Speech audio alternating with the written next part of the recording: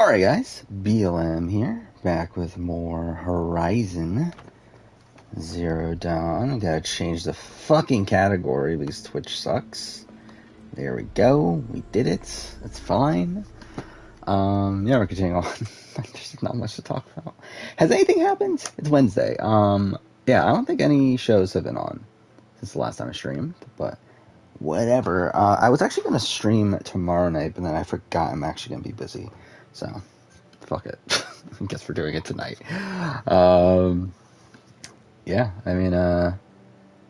There's not much going on. I mean, like, Sasuke happened. Most people don't care about that. Put together my review pretty quick.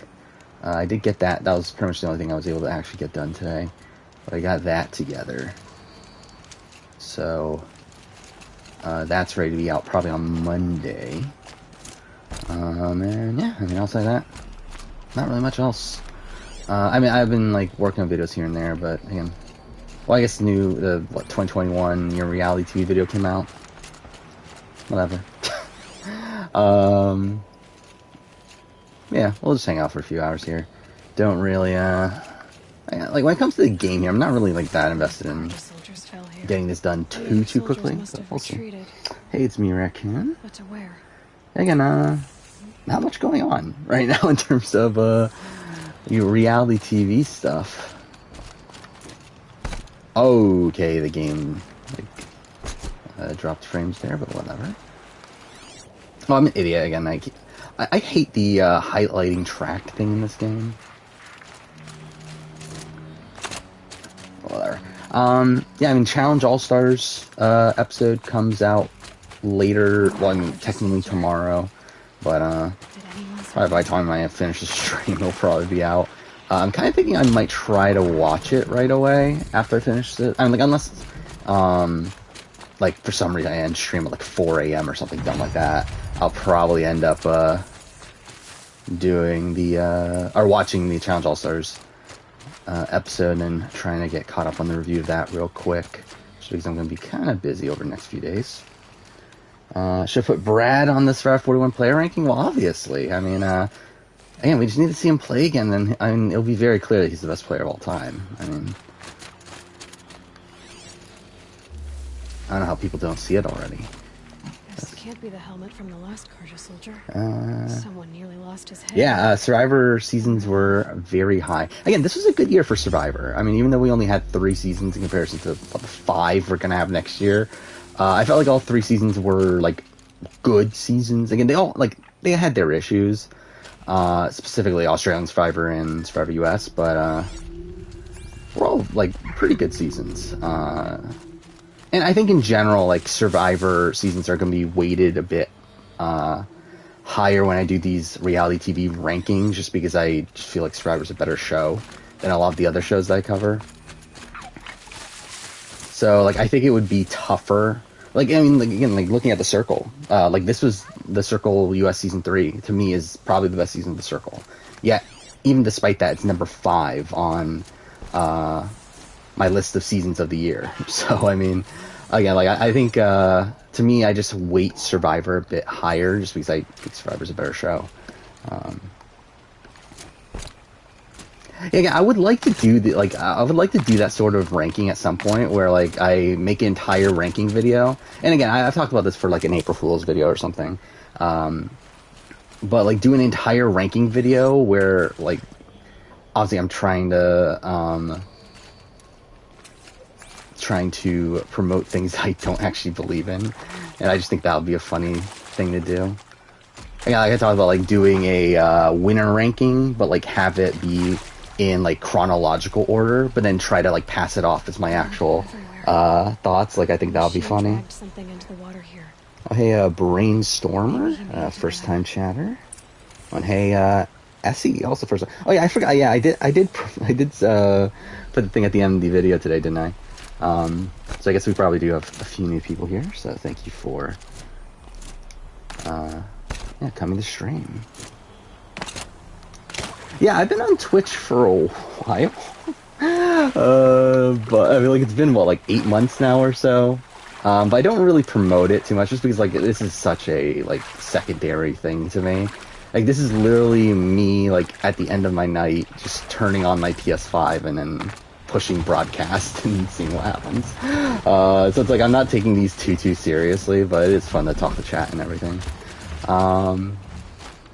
Who am I looking for? Whatever. Favorite moment of Australian Survivor also is probably the Daisy boot, right? I feel like that's... Like, is there any other moment that's even close? Yeah, like, the entire post-merge is, like, very mediocre. I mean, outside of the, like, Zach boot, even that's not that great. Yeah, I feel like it's gotta be the, like, David and Matt working together and taking out Daisy. I feel like that's probably the best moment of the season. And again, I don't think it's particularly close. Oh yeah, should I just do reverse winner ranking? I think that would be funny. I don't know if that's ever a thing I would actually do. Like, I think it would be more fun just to do the chronological order one, but,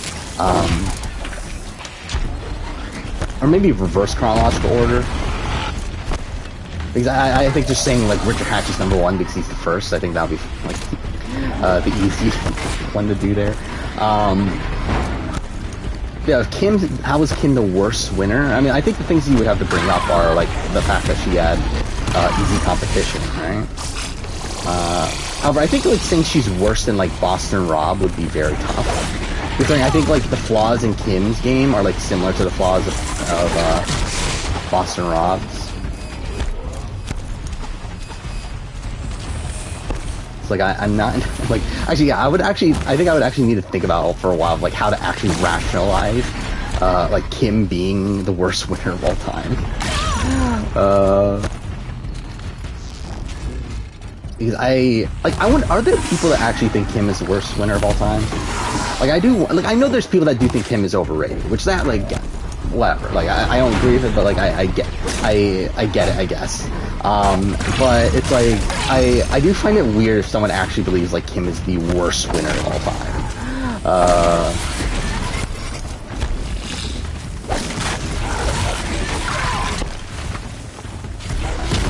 Photoshop Tarzan from Australian Survivor as a woman? Well, how'd that turn out? I feel like that's definitely not something I've ever thought about in my entire life. Nice Sora Quill. They'd used his Christmas money and bought 7 games. What games did you buy?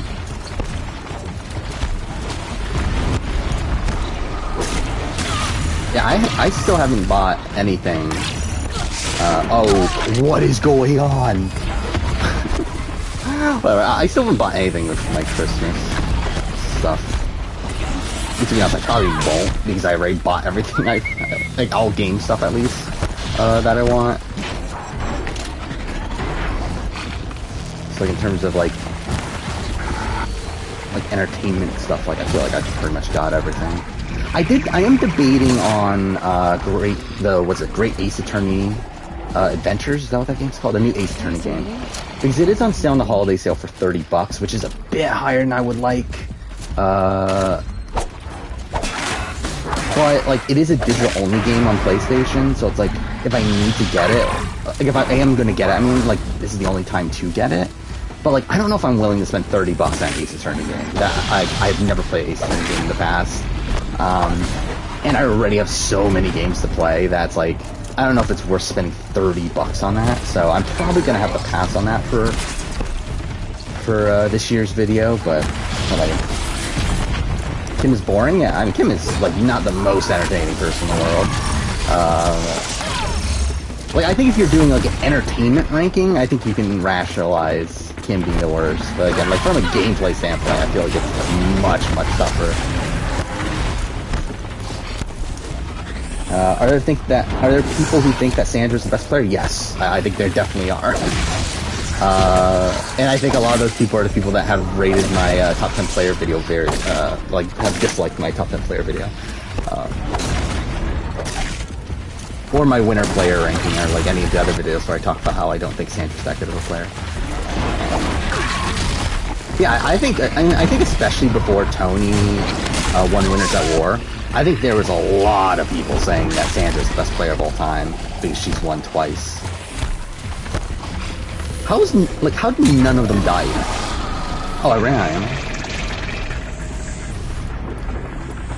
There we go. No, I've never watched any Gordon Ramsay show. We have talked about this on stream of like, at some point I wouldn't be opposed to starting Hell's Kitchen. However, again, I don't know when that'll be.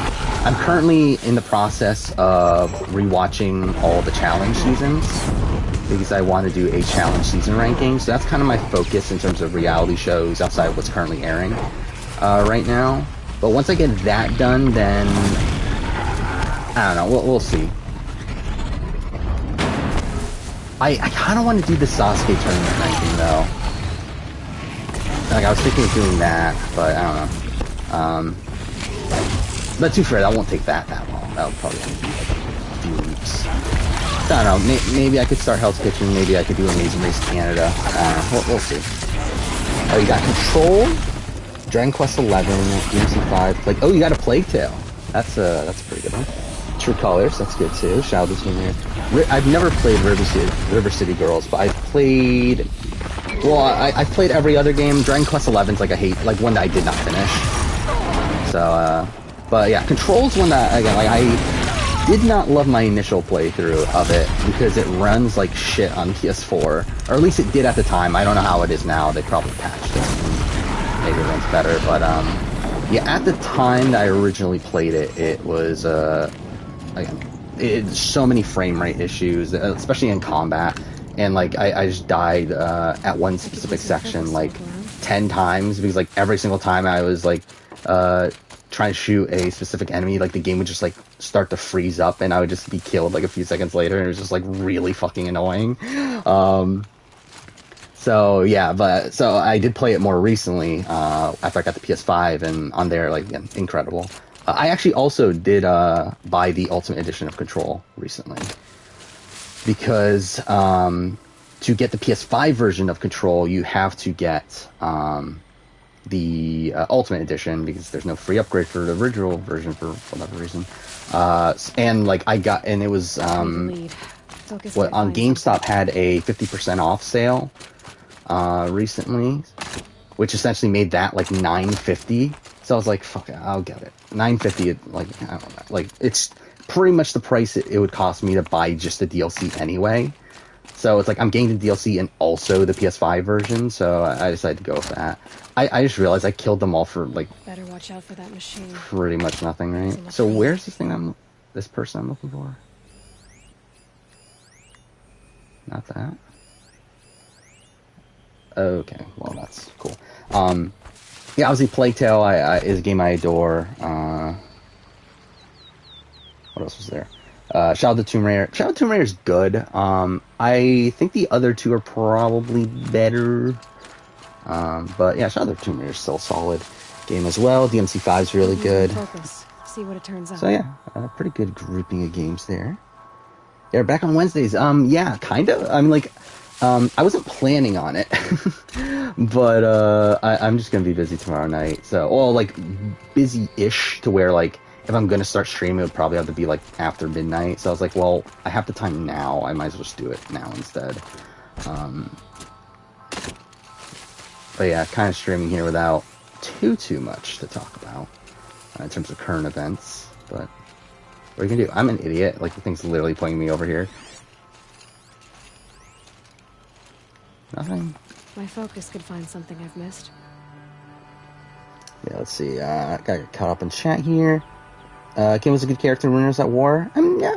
I mean, she was definitely a lot more interesting. Again, seeing her play from the bottom is definitely a lot more interesting than seeing her just completely run the game with no real opposition outside Troyzan. Blood everywhere. So that was fun, at least. Yeah, Bob's one of the best winners because he's the oldest. Yeah, I mean, isn't that what Jeff would say? Like, isn't that what Jeff like said at the time of Gabon?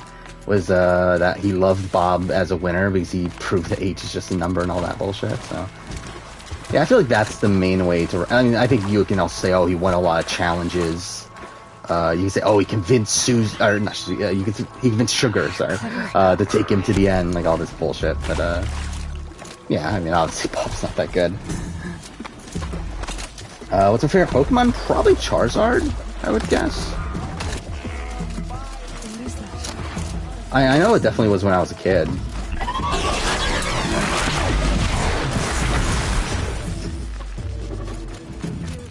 Probably Charizard or Blastoise.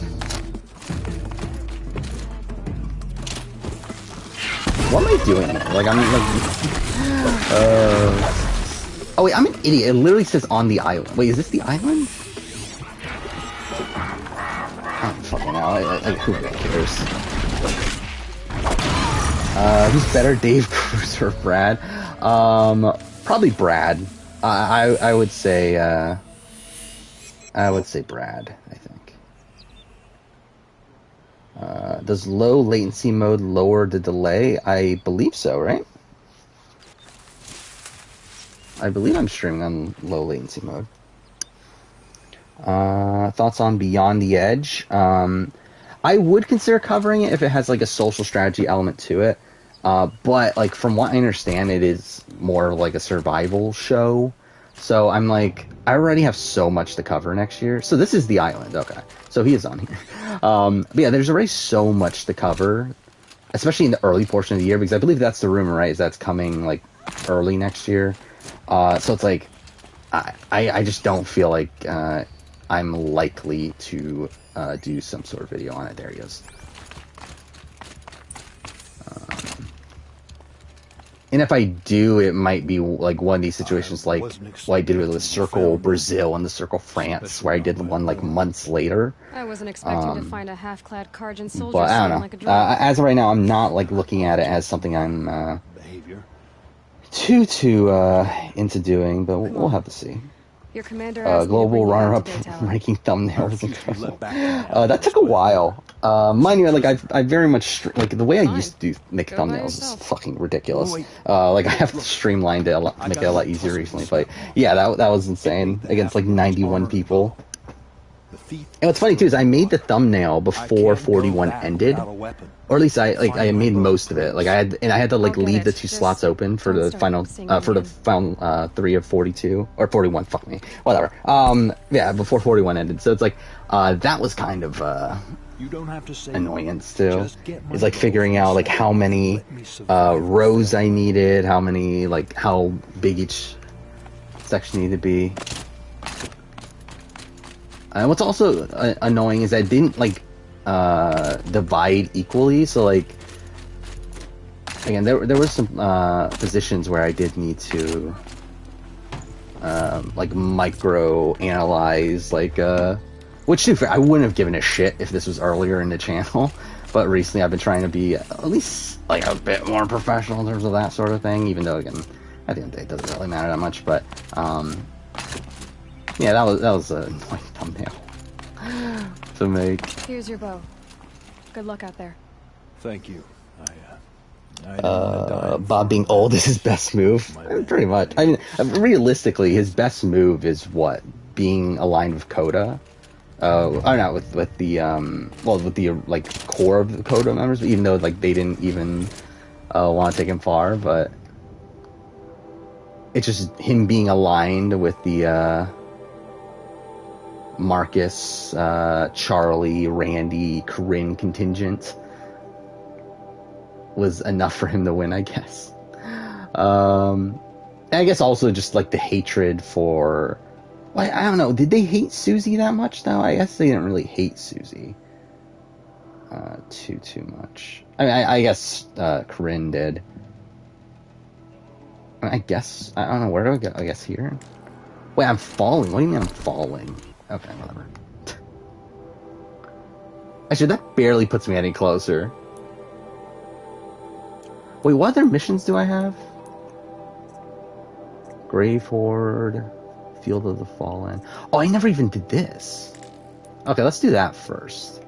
That should put us closer, right? There we go. Alright. Yeah, so far behind the chat. Where are we at? Bob does have one of the best overall challenge percentages.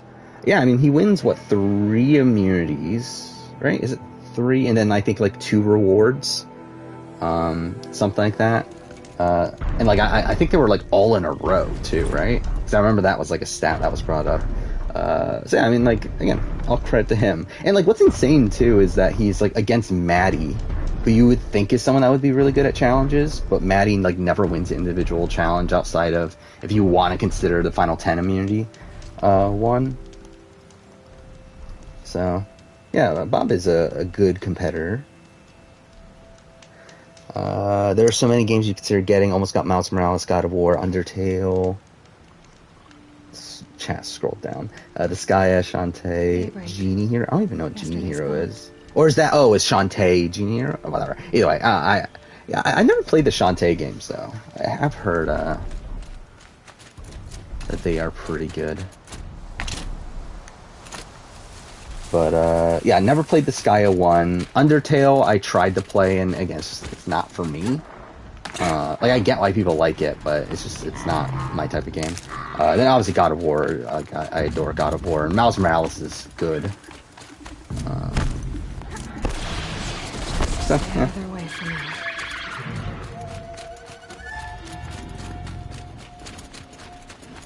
Yeah, Amazing Race 33 is soon, which is kind of insane. I mean, it's what, like a week from today, right? Stuff like that. So yeah, I mean, that's kind of insane. So, I mean, like, I guess from next week on, I guess I'll be more incentivized to stream on Wednesdays. Even though at the end of the day, it is Amazing Race, like, I don't know how much I'll really have to say after every episode. Like, it's not like Survivor or Big Brother where I can, like, analyze the game moves being made. It's like with the Amazing Race, it's literally like, that was a fun moment. like I don't have much true analysis to bring there, but well, we'll see. Again, definitely by the time Celebrity Big Brother, we'll definitely fully be consistent on Wednesdays again, though.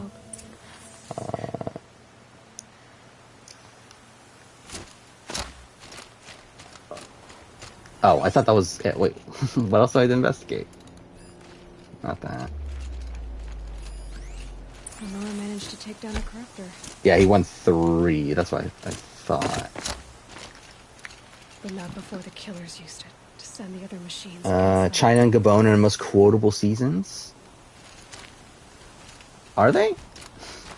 I'm not like actually like saying that. I don't think they are. I'm more so saying that that's just something I've never thought about. It's like which season's most quotable. And the first quote that comes to mind for me from Survivor China is damn. But whatever. Should do a video on the best Amazing Race teams based on social strategy elements. Yeah, that'll be fun. And that'll take a lot of research though. That's my like initial issue with it. But I think that'll be a fun video idea though. Chief Sona sent me back to report. I'm no good to her like this. Actually, let's yeah, I'm gonna jot that down.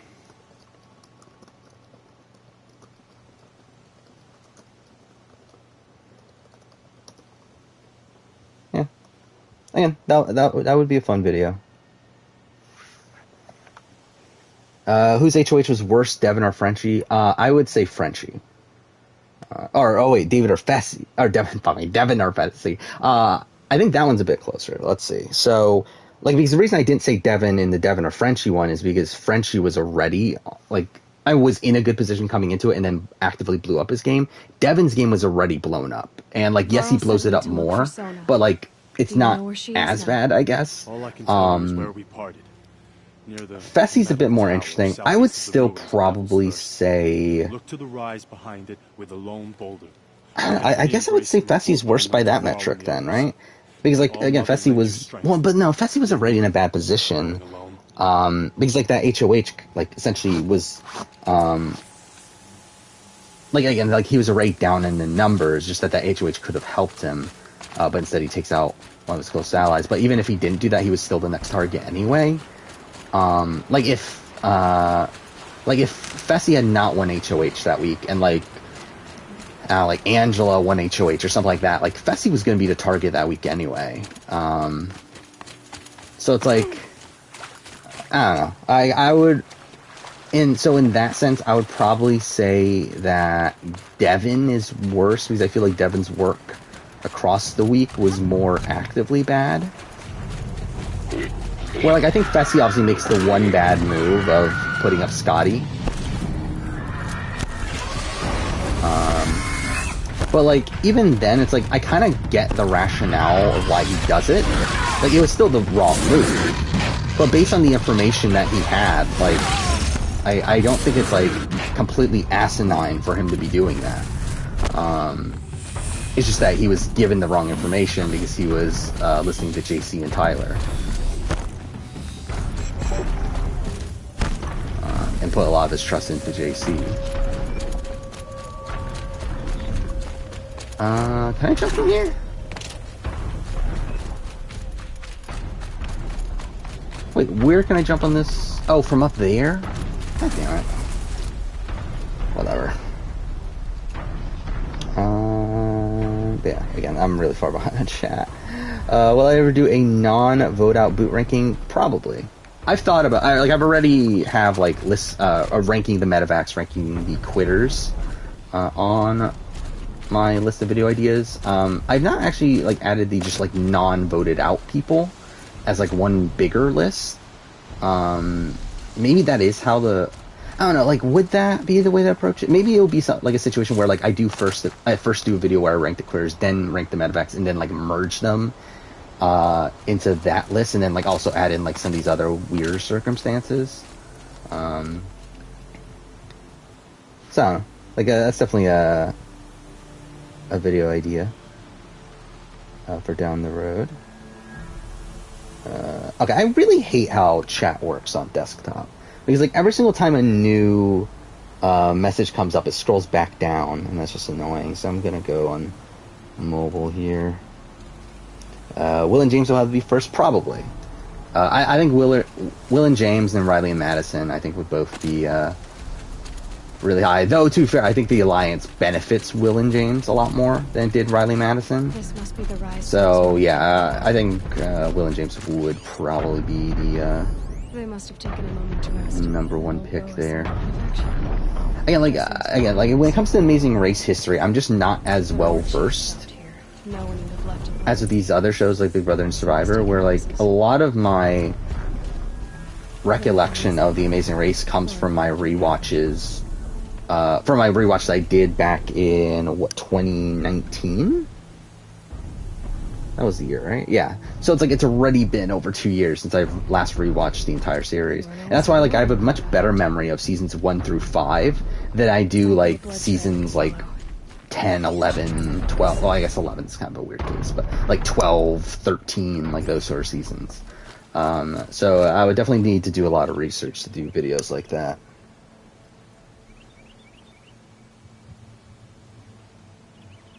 Possibility of, I mean, the thing is, like, there's no chance of a possibility of a first boot Amazing Race season. Like, I can already assure you that. Like, there's no way they're ever doing a first boot Amazing Race season. Okay, I want to try to get this tall neck. Oh, wait, no, oh, this is the tall neck I already did? Oh, well, I'm a fucking idiot. Whatever. It's fine. I definitely knew that. Alright, is JC number 2 on BB20 player ranking? Yes. I do feel pretty confident in that. Tracks. It would probably be Tyler, JC, then Casey. Braves headed for that ridge. If I were to guess. And then probably what, like, Brett? Or Angela. I mean, it's like, it's tough because, like, I think Brett had more of a chance of winning the game, right? Angela was more actively in the majority, though. I would probably put Angela 4, then Brett 5. And then after that, it's like, it's a massive, like, conglomerate of, mediocrity. Where, like, I've talked in the past about how Haley is, like, an underrated player, or, like, is a player that has a lot of potential, I think it's more so. Well, I would say, but, like, again, she has a lot of potential, but didn't demonstrate pretty much any of that across the season. Check it out. Which, She could be so like even though I think she has a lot of potential, I can't really put her high on a player ranking because she doesn't perform well across the season. So yeah, I wouldn't really know like who would be next. To be fair, it probably would be Haley, just because like after that you're getting into a lot of bad players. You're getting Sam, you're getting again Haley, Fessy, Scotty, Rockstar. I mean, to be fair, is Bailey number 6? Like Bailey might even be number 6.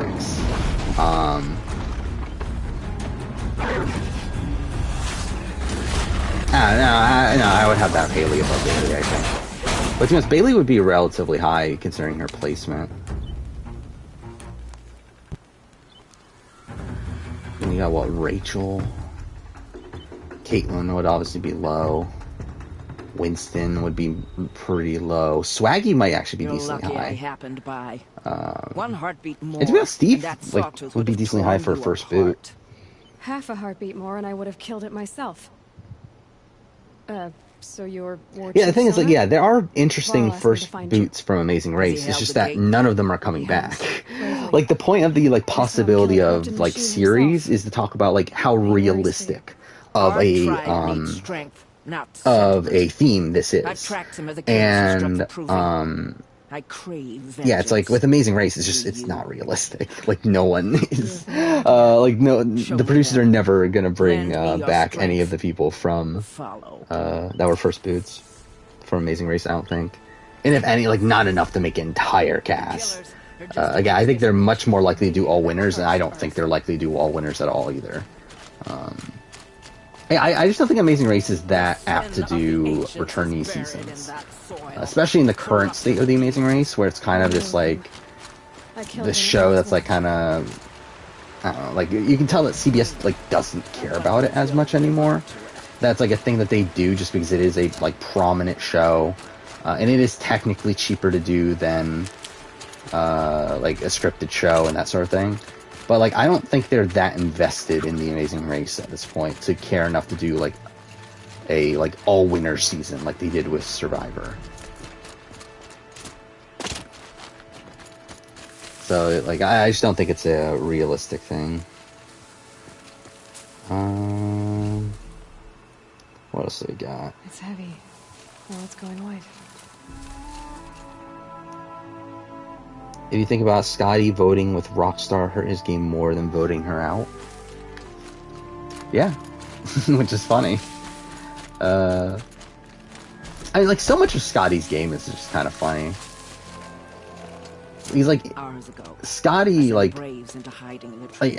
all of Scotty's game is essentially like him The enemy of their demonic machines outnumber us. not getting the true dynamics of the house. Mainly because, like, again, obviously, like, the entire level 6 alliance is kind of lying to him. But, like, he, again, thought he was much closer to Tyler than what he really was. Blast. It's how they dug out this pit. So, like, from that aspect, too. He's just, like, completely, like, misguided in the game. Whoa, wait. Let's not rush. Give me some time to make an approach. If I end up alerting them, open fire. All right. Let's see what you can do. Have to put Dan Spilo. Oh, on the on the people not voted out video. Yeah, I guess I would, wouldn't I? And to be fair, I think like it's like yeah. I mean, I don't know. I'm just like conflicted on talking about Dan Spilo as a player, which is like why I've been like also hesitant to do that like IOI player ranking, just because like again like. Dan Spilo, like, from a technical standpoint, doesn't play the worst game in the world. Again, obviously, terrible human being, and, again, like, nothing positive to say about him in terms of, him as a person on Survivor, but, like, in terms of the game that he plays, it's not, like an irredeemable game. But it's, like, also, it's like, I don't know if I really want to, actually, I'll take the time to, truly analyze it until it's like a point where I really have to. Oh. Any more losses? Fight!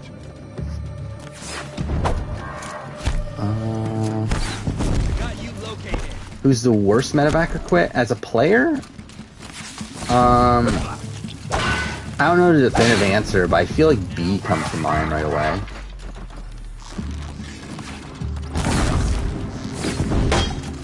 but I don't think that's really the answer. It's just the first person that came to mind. I mean, like, dude, at least B did have some allies. I don't know, like, who would... I mean, I guess Courtney Moon. It's like, how could I really, like, where would I even have Courtney Moon? Because, like, she never goes to tribal. She gets medevac at the first, immunity challenge. Didn't seem to have any real close allies. So, it probably is Courtney Moon. Just due to a lot of, like, lack of information. And, like, the information we do have is, like, not super positive. Party massacre. If I have to chase No, it's like, I mean, like, are we talking about as a character or as a player? Because, like, as a player, Colton is not the worst, technically. Like, again, Colton does, like, even though, again, like, I've talked about Colton's game in the past, it's not that good, but it's like, he at least does demonstrate, control. She's right, War Chief. At the beginning of One World, which that alone already puts him higher than, like, Courtney Moon, to me. I ordered you to hold that gate with your life. And so I did. But if we're talking about, like, on the season... I mean, I guess if we're talking about on the season that they quit, though, yeah. I mean, Blood vs. Water is pretty bad. My place is here, with you, with our vengeance. So, yeah, I mean, I don't Why know. not Again, hold that? haven't put that much onto this. Maybe I should have a look around. Apparently See if we Cody can figure out what Nixon the rest of the dislikes killers the are. Amazing Race executive producer because he got mad at him Everyone for else does. banging up a couple of rental cars. That seems very Cody Nixon of him. Yeah, teams didn't start to get strategic until Amazing Race 21. Yeah, that is something I do remember a lot, is the Twinnies and how they utilize the U-turn. Phil said he's open to the idea of first eliminated season. I mean, yeah, but that doesn't really mean anything. Like, I think this is the thing that people forget, is that, like, Phil isn't executive producer on Amazing Race. Like, whatever Phil says doesn't actually matter. Like, it's not like a Survivor situation where Jeff is the executive producer of Survivor and has a lot of say in how the show is run. Like, Phil has very little say in how the show is run. And the same thing goes for, like, Nico on Survivor SA. Same thing goes for Jonathan LaPaglia on Australian Survivor. Same thing goes for Julie Chen on Big Brother. It's like, whatever they say doesn't really matter. Because, like, they don't actually have the final say in anything. Or really much of a say at all. They're just the figureheads for the show. More so than people that actually have power and what decisions are being made for the show. Again, with Jeff Probst, it's different. With Arissa Cox now, it is different. Because they're both executive producers of the show. But, yeah. Yeah, I know I'm looking at comments way early because I'm trying to get caught up on chat. Safe from stray sparks and lightning. And I've posted guards to control access. He's gonna got pretty far behind here. Similar measures. He's number 1 on BB21 player ranking. Supply Master Thrawn. Probably Jackson, still. A Or blaze maybe Tommy. inside their base. Sabotage that, and we win. Yeah, it might be Tommy, but yeah, I think it would be Tommy, then Jackson, then probably, I guess, Cliff. I found something. The rest of the killers are camped inside a Maybe ring of Holly. metal. Any idea what that means? Damn them. The ring of metal lies in the ruins of Devil's Grief. Is Haley not being That able to get ground is Fessy to terrible. nominate level 6 a big negative on I her, will or just a return positive to for the JC? I think it's matriarchs. both. Beg them to make an I exception. think the fact that Haley no wasn't time for able that. to get Fessy Blood spilled calls for blood to do spilled. what she wanted If him the to do, ground is despite the cursed, fact that then let our vengeance sanctify it. she was able to in other You situations, is a massive Please, knock. War Chief, Mind you, I think break that's the kind of a weird taboo. one, because, like, I think part of the reason why Fessy goes for Scotty is because he knew Scotty had a crush on Haley. So, like, that's why he wasn't willing to listen to Haley in that situation, is because he knew that they were close. Above Red Echoes and launch our attack from But I would consider it a knock on her Sounds like a and a plan. positive for See you JC. What else do we got? Will Winston be last? On BB20? Potentially. Got Swaggy, Steve. No, Caitlyn would be last. It'd be Caitlyn, then I don't know, Winston, Rachel, Steve, I think are all, like, in the same ballpark And to be honest, probably even like maybe a Rockstar. Hey, Ja. Again, like I'm so far behind on Chaz. I don't know how far behind I am right now. But yeah. Yeah, Australian TV has a lot of non-elimination legs, or non-elimination episodes, just because I believe they have some sort of rule that necessitates their seasons being a certain length, especially when it's filmed outside of Australia. And also, just in general, Australian TV is like different, where they have like 3 episodes a week, and that Easier when I was a kid. kind of leads to longer episode or longer season lengths. So through that, they need more non-eliminations.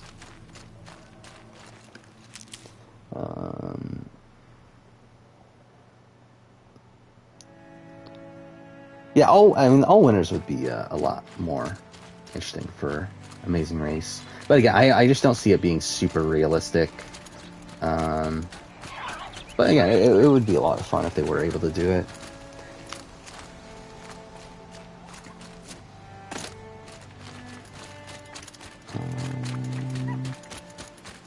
Got voted out in your org? That's a shame.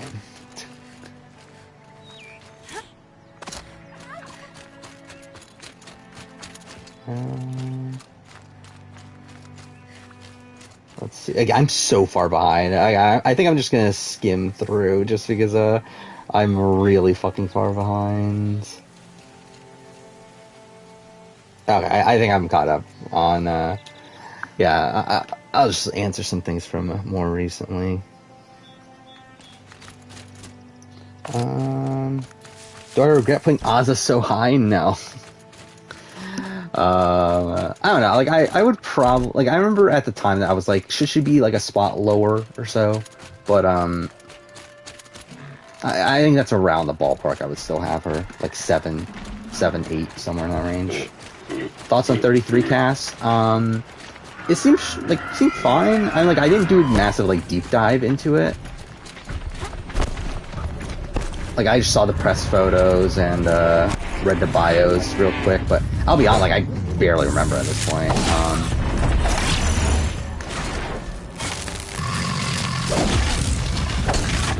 It is interesting though that Ray and Caro are on there, despite the fact that I believe they're broken up now, which makes me think that are they one of the teams that doesn't come back after the COVID stuff? But have I ever watched Survivor Washington? I have not. Again, in terms of like the college Survivor series that I've watched Michigan, Boston, Maryland, obviously. I feel like there's one more, Time and Change, and like those are the ones I've watched like the entire series of, and then I think I've watched like a season of. I don't even remember what it's called. What is it called? What was that year of? It was like the season was named like Year of the Husky or something like that. Survivor Yukon. It was Yukon. I watched like the first season of that, which it's not great. But yeah, fuck me. I'm getting like far behind on chat again. Whatever. Have I watched older Big Brother Australia seasons? I have watched, what numbers are those? I've watched Tim Dormer season and the season after that. Those are the 2 that I've watched. So yeah, we do know about the, that next season's gonna be fan versus favorites, and we already pretty much know the returnees. I don't know a lot of those people, if I'm being honest, but I am still excited to see it. I still think seeing these people that have baggage with previous series, and them now playing also a different game with it being a more social strategy game, I just think it'll be interesting. And obviously Tim Dormer is on it, so it's that alone is also really fun.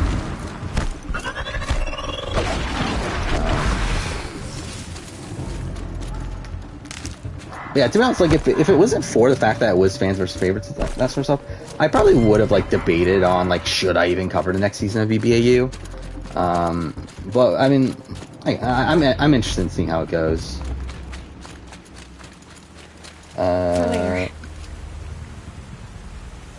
Okay, I am so far behind. again, where I rank these runners up. Corey and Cam from Double Agents, Thorell from All Stars, Kyle and Tori. I mean, like, I felt like Kyle and Tori were the closest. Fuck me, I'm still getting these buy follower messages. But yeah, I feel like Kyle and Tori were the closest to winning, right?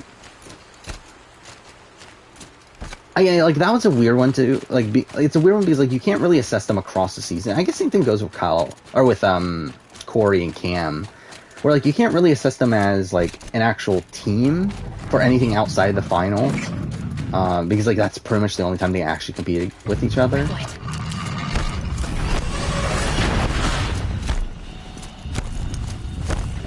Imagine if Danny Hayes is on for 3rd season in a row. That would be hilarious. Again, he's not on the rumored list, right? But I would, like, and it would be fun. Like, I would actually enjoy seeing that.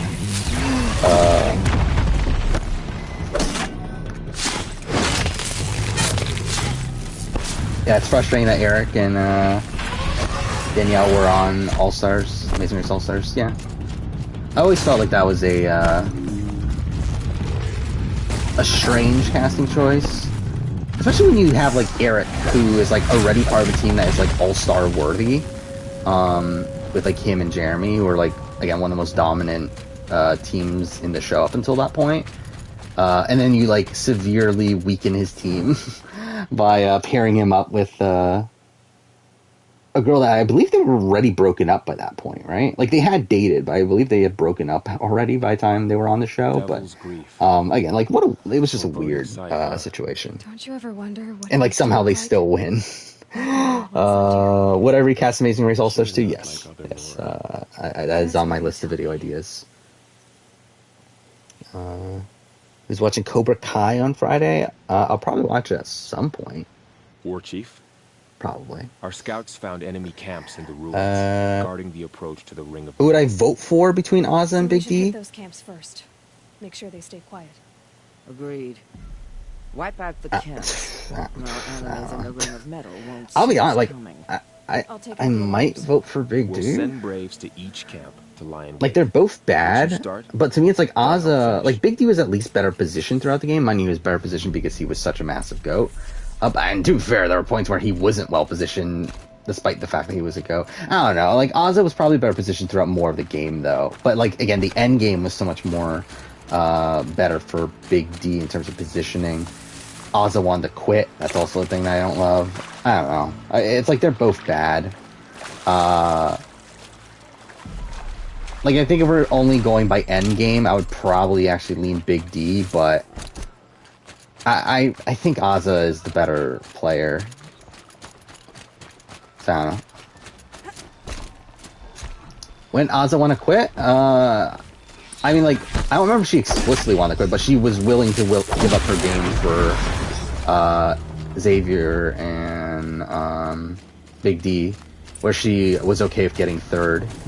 It was like a Christmas situation with what happened Christmas on BB19, where Christmas told Paul and Josh that's okay if they vote her out in the same, like, Ozza. And to be fair, with like, that was with Christmas, that happened at, like, what, Final 4? Like, with Ozza, I believe that happened, like, Final 6, if not before that. So it's like, yeah.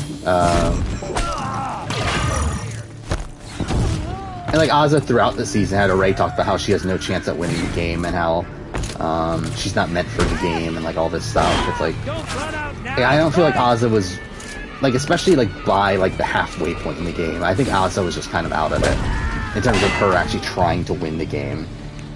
And obviously just massively lucks her way into getting into a potential game-winning situation, to where she then decides to not take the person that she would have won against to the end if she had won that final weight clears anyway.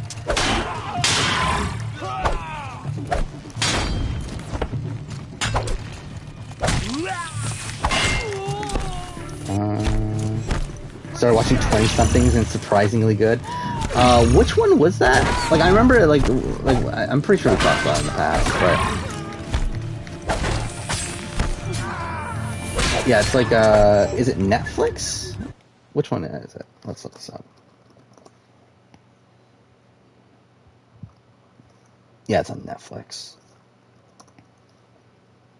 It's even in Austin. That's really weird. Would I ever compete on Survivor? No, I have no interest in it at this point. Again, when I was like 18 or whatever, when I first got like back into the show, yes, but not really too interested now. There we go. Where do I have Mickey and Xavier? Wait, where have them ranked? I have ranked Mickey on my global, or my like US and Canada ranking, which I believe, is he above or below Casey? To be honest, like Casey, Mickey, Xavier, like they're all like in the same ballpark. Like they're all like middle tier winners to me. I would like at this current point, I would probably go Casey, Xavier, Mickey is probably the order. But I think Xavier and Casey are a lot more. Okay, did not mean to do that. I think they're a lot like closer, and I think I could really argue that. I think Mickey's probably the worst of the three, though. But rank the runners up from the circle. What we got? We got Saffron. Manry. I feel like Saffron's the worst, just due to the fact that like there's very little game there. Manrika's probably the best, or Matthew, or M2, or Chloe. I think they're all pretty good, actually. So yeah, like I think with the circle, you're much more likely to have a better runner-up than you are with the winner, which is actually kind of sad, but that's probably the case due to obviously people voting down or voting up people that they don't think are going to win.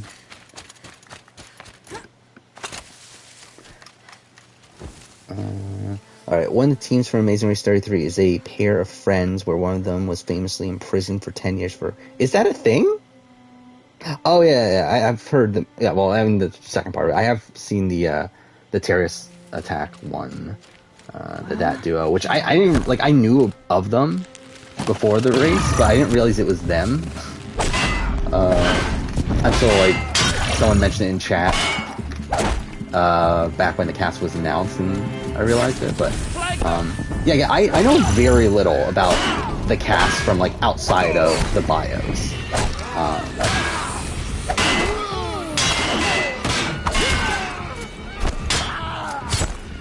I would not. I mean, like when we say that Xavier intentionally played from behind, the thing is, like, I think he thought he played from behind, but really he was out in front without him realizing it. And like really gets lucked by the fact that he has people like Kyland and Tiffany that are and Hannah that are like backing him up, to where like the other people outside of the cookout wanted to target Xavier and kept on trying to target Xavier, but weren't ever given the opportunity to do so, because they were always being convinced to not do so by Kyland or Tiffany. So it's like I wouldn't agree with like that's like a pro for Xavier's game. And yeah, I mean, I wouldn't necessarily disagree if Casey, like, I don't know if clueless is the right term, but I do feel like intentional. Like, I think her game's a lot less intentional. It's probably a better way to phrase Casey. Where, like, I do think what Xavier does is more intentional in the sense that he is actively trying to get certain results. It's just that he fails at getting those results, but is still able to get through that because he has other people backing him up due to, like, the cause of the cookout. So, yeah.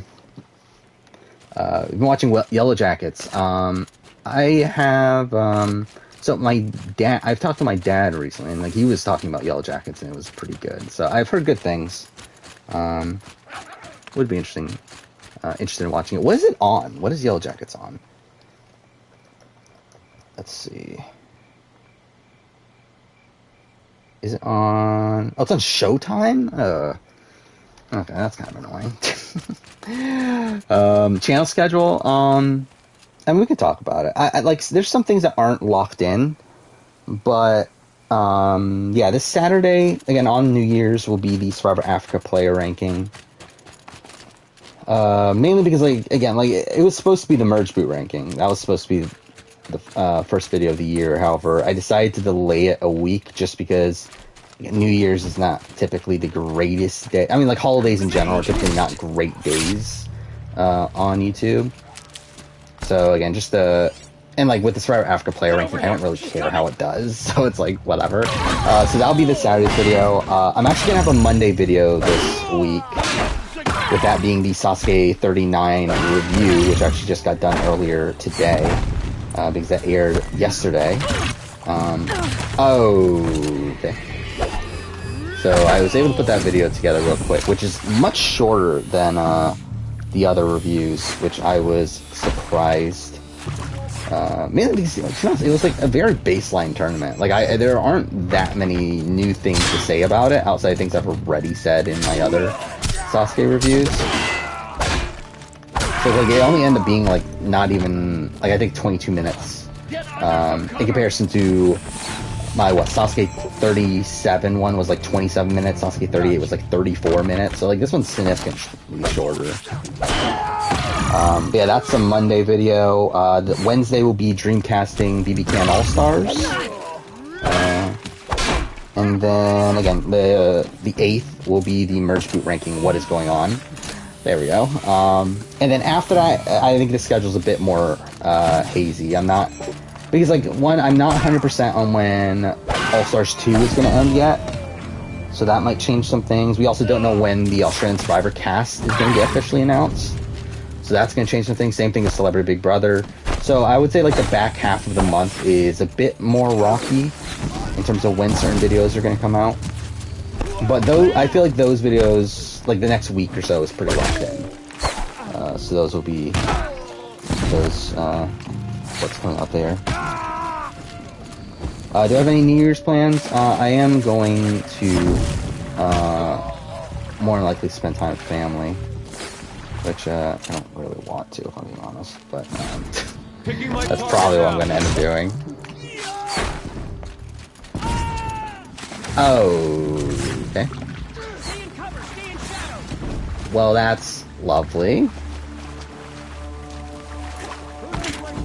But yeah, I mean, not really much going on. I'm going to be doing, like, I'm doing something, like, not at the same time. It's like, it's like nothing that I actually really want to do, but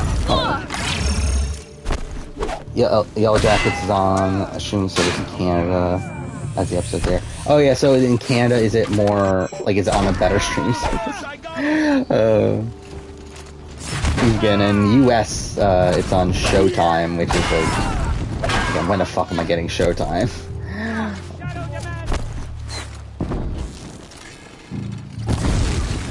Oh, fuck off. Of course I hit that. How'd that not kill him? Whatever. Okay. This is just dumb at this point. Like, this guy literally has, like, a sliver of health. Oh, did he die? Okay, I guess he's dead or whatever. Don't spoil if Godfrey's not in the cast. I mean, I've been very open. I love Godfrey. And I think it's a travesty that he was on BB-Can 5, so... Yeah. Like, nothing changes spending your channel points on. Yeah, like, I don't know what to do with those. Like, what do I even do with channel points? And again, that's what I'm talking about when I talk about, I take these streams very, casually. I have, like, very little actually set up. Like, I don't have the channel points set up. Like, again, it's a miracle that I even have emotes. I mean, that alone is, a miracle there. Again, I don't have alerts set up. I don't have anything.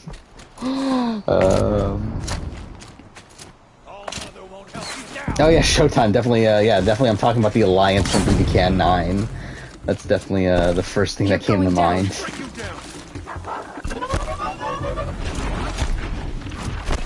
Favorite team for Amazing Race 22? I mean, can I remember which, teams there are for Amazing Race 22 outside of Dave and Connor and Bates and Anthony? Is that the season of Max and Katie? Save these for the trail. That's their name, right? That's a team, right? Alright, let's just look up Amazing Race 22. Yeah, that is Max and Katie. I don't know. I thought they were okay TV. Mona and Beth, were they interesting? Oh, I love Megan and Joey. I feel like that's probably the answer. Yeah, I really liked Megan and Joey at the time. I don't know how they hold up on a rewatch, but I remember that they were the team that I was rooting for when the season was originally airing.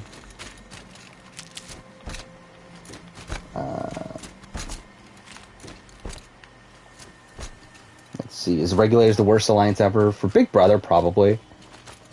Yeah, I mean, like, it's tough to beat a alliance that literally goes out back to back to back to back at the very beginning of the game. Mind you, I mean, again, the little Juan situation is wonky, and even the Dominic one is wonky, considering it had nothing to do with the actual alliance. Now to the Ring of Metal. Like, because, like, by that point, the alliance was already done anyway, but still, I mean, like, it's tough to beat that. Under fire if we're detected. For some reason, you get Leo and Jamal and Carolyn Jeffrey. You mean, like, as you think Jamal is Leo, and Leo is Jamal, or like, are you just, like, for some reason getting these two radically different teams Sounds confused? like a plan.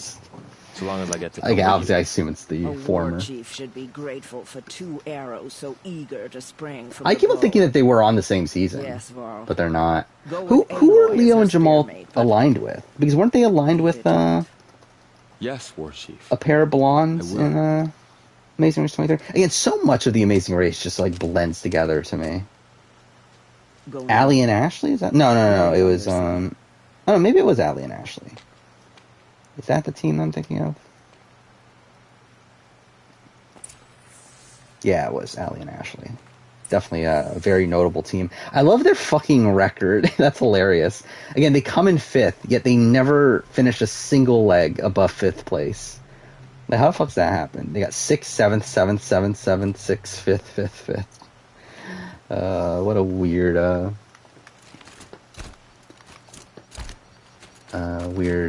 record there. You call Leo Jennifer a few times? I mean, obviously. That definitely makes sense. You do have a plan, right? Is Dominic one of my favorite pre-jury boots on Big Brother? Yes. I was a big Dominic fan at the time. I do, but how would you know that this base has a weakness? I think it's a shame that he's probably never coming back. Because he's definitely a player that had potential. Especially if he knew the game. Like, he came into that season not really knowing the game. And I do feel like he's someone that, like, if he knew the game beforehand, he probably would have been able to do a lot better. And also if he wasn't on there with his future wife. Oh yeah, everyone's favorite team's Keith and Whitney, definitely. I forgot they were even on Amazing Race. Yeah, I get Leo and Jamal mixed up. And to be fair, I get a lot of Amazing Race teams mixed up when it's like same gender teams. Like they all kind of just blend together. Like, the only way I actually know is by looking at the cast photo. Because, like, usually when it's, like, Leo and Jamal, usually, like, Leo is on the left, Jamal is on the right in terms of the cast photo. And, like, that's the only way I would know. Outside of that, it's like, yeah, I would definitely would, not remember most of the time. How do we get up? Here? Redouble your efforts. The shadow demands it. No? Cool. Perfect. Yeah, Dominic and DX, I think they're definitely similar figures there. And yeah, I think DX is another one that would have had a lot of potential had they not been on the season with the Cookout.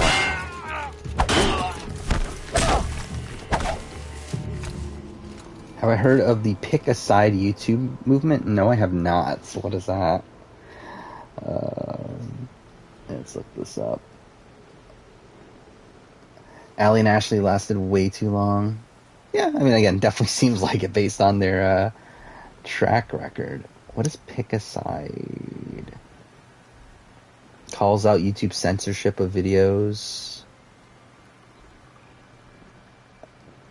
Oh, there. To expose sexually predatory behavior online. Okay. Yeah, never heard of it, but like obviously anything to get rid of child predators is for the better. Had one of the most purple players in Survivor history. Really, two of the most purple players in Survivor history come back. Because like it's not like obviously like Whitney is notably like it's a really notable quiet edit. I think she only gets like 4 confessionals or something like that, right? But like Keith also is pretty quiet. I'm trying to open up my confessional chart thing. If it wasn't taking forever. I mean, I couldn't even tell you which one's Michelle and Victoria at this point. I probably could at the time of the season, but at this point, it's like I don't know. Actually, to be honest, I don't know if there is a same sex pair that like I actually know which one is which. Like unless it's like something like unless they're like notable from outside of the Amazing Race. But I feel like anyone that is like notable within Amazing Race, I probably don't know. Yeah, it's South Pacific. So yeah, Whitney only gets 4 confessionals across 11 episodes. Keith gets 6 across 10 episodes. Mind you, at least Keith's were like more spread out. Like he gets confessionals in 5 of the 10 episodes he's in, while Whitney only gets confessionals in 2 out of the 11. So again, both of them were very, very purple on that season. Michelle's the fun one? Okay. Then, yeah. I think that makes it easy.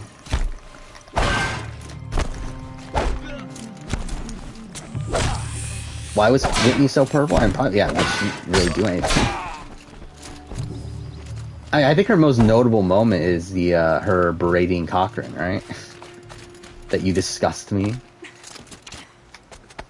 There. See that covered shelter? Yeah.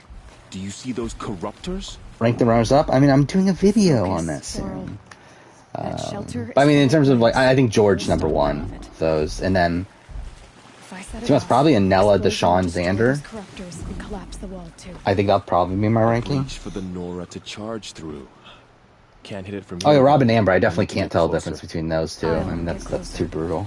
You head back, tell Sona the plan, and lead them to that side of the ring. I'll see it done. And when the wall collapses, most forgotten Survivor seasons: South Pacific, Vanuatu, Gabon, Worlds Apart. I think that's about right. I think add in Fiji, and I think that's probably the list. And maybe I think maybe you can take out Worlds Apart because I feel like Worlds Apart is like notable, but for bad reasons. Over here. Need to get to that place fast. Oh, Guatemala. Gotta add Guatemala to that too. Forgotten seasons. I think Guatemala might be the most forgotten. I have to for Thailand also, but it's like again, there's at least like enough negativity with. Oh, no, I did not do that. There's at least negativity with Thailand to make that notable, but I don't know. Well, I think Whitney as a player, mostly mediocre.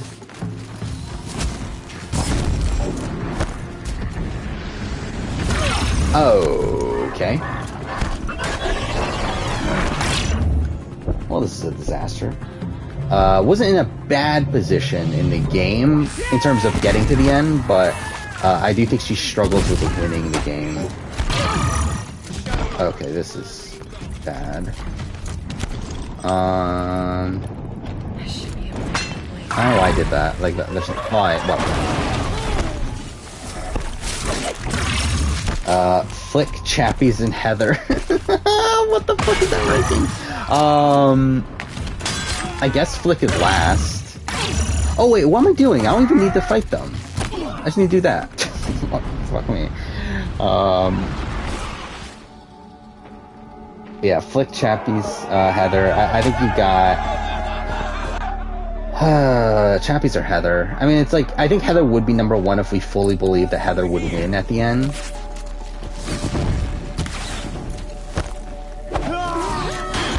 But like, I don't know. I feel like Chappies like was at least more active in the game than Heather. But they're probably around a similar spot.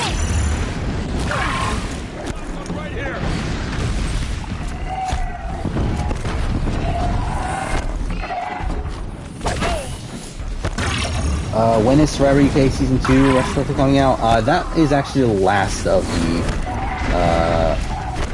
retrospectives that I'm working on right now to come out. I think it's in March. Well, I know it's in March. I just don't know when in March. But yeah, so Australian Survivor 2002, I think, is the first, and that's like the beginning of February.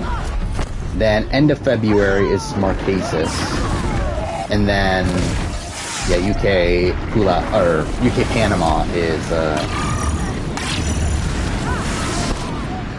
in March. Actually, I believe that's the next video I need to edit, actually. Okay. So that's something.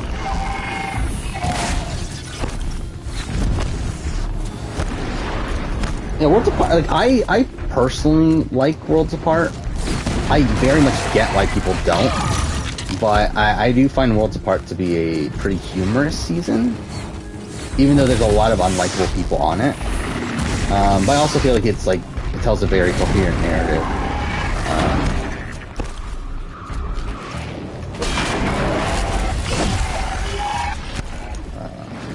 Yeah, I feel like I have like respect for things that people don't really have for Worlds Apart. But like I feel like get why people don't like it though, but I do.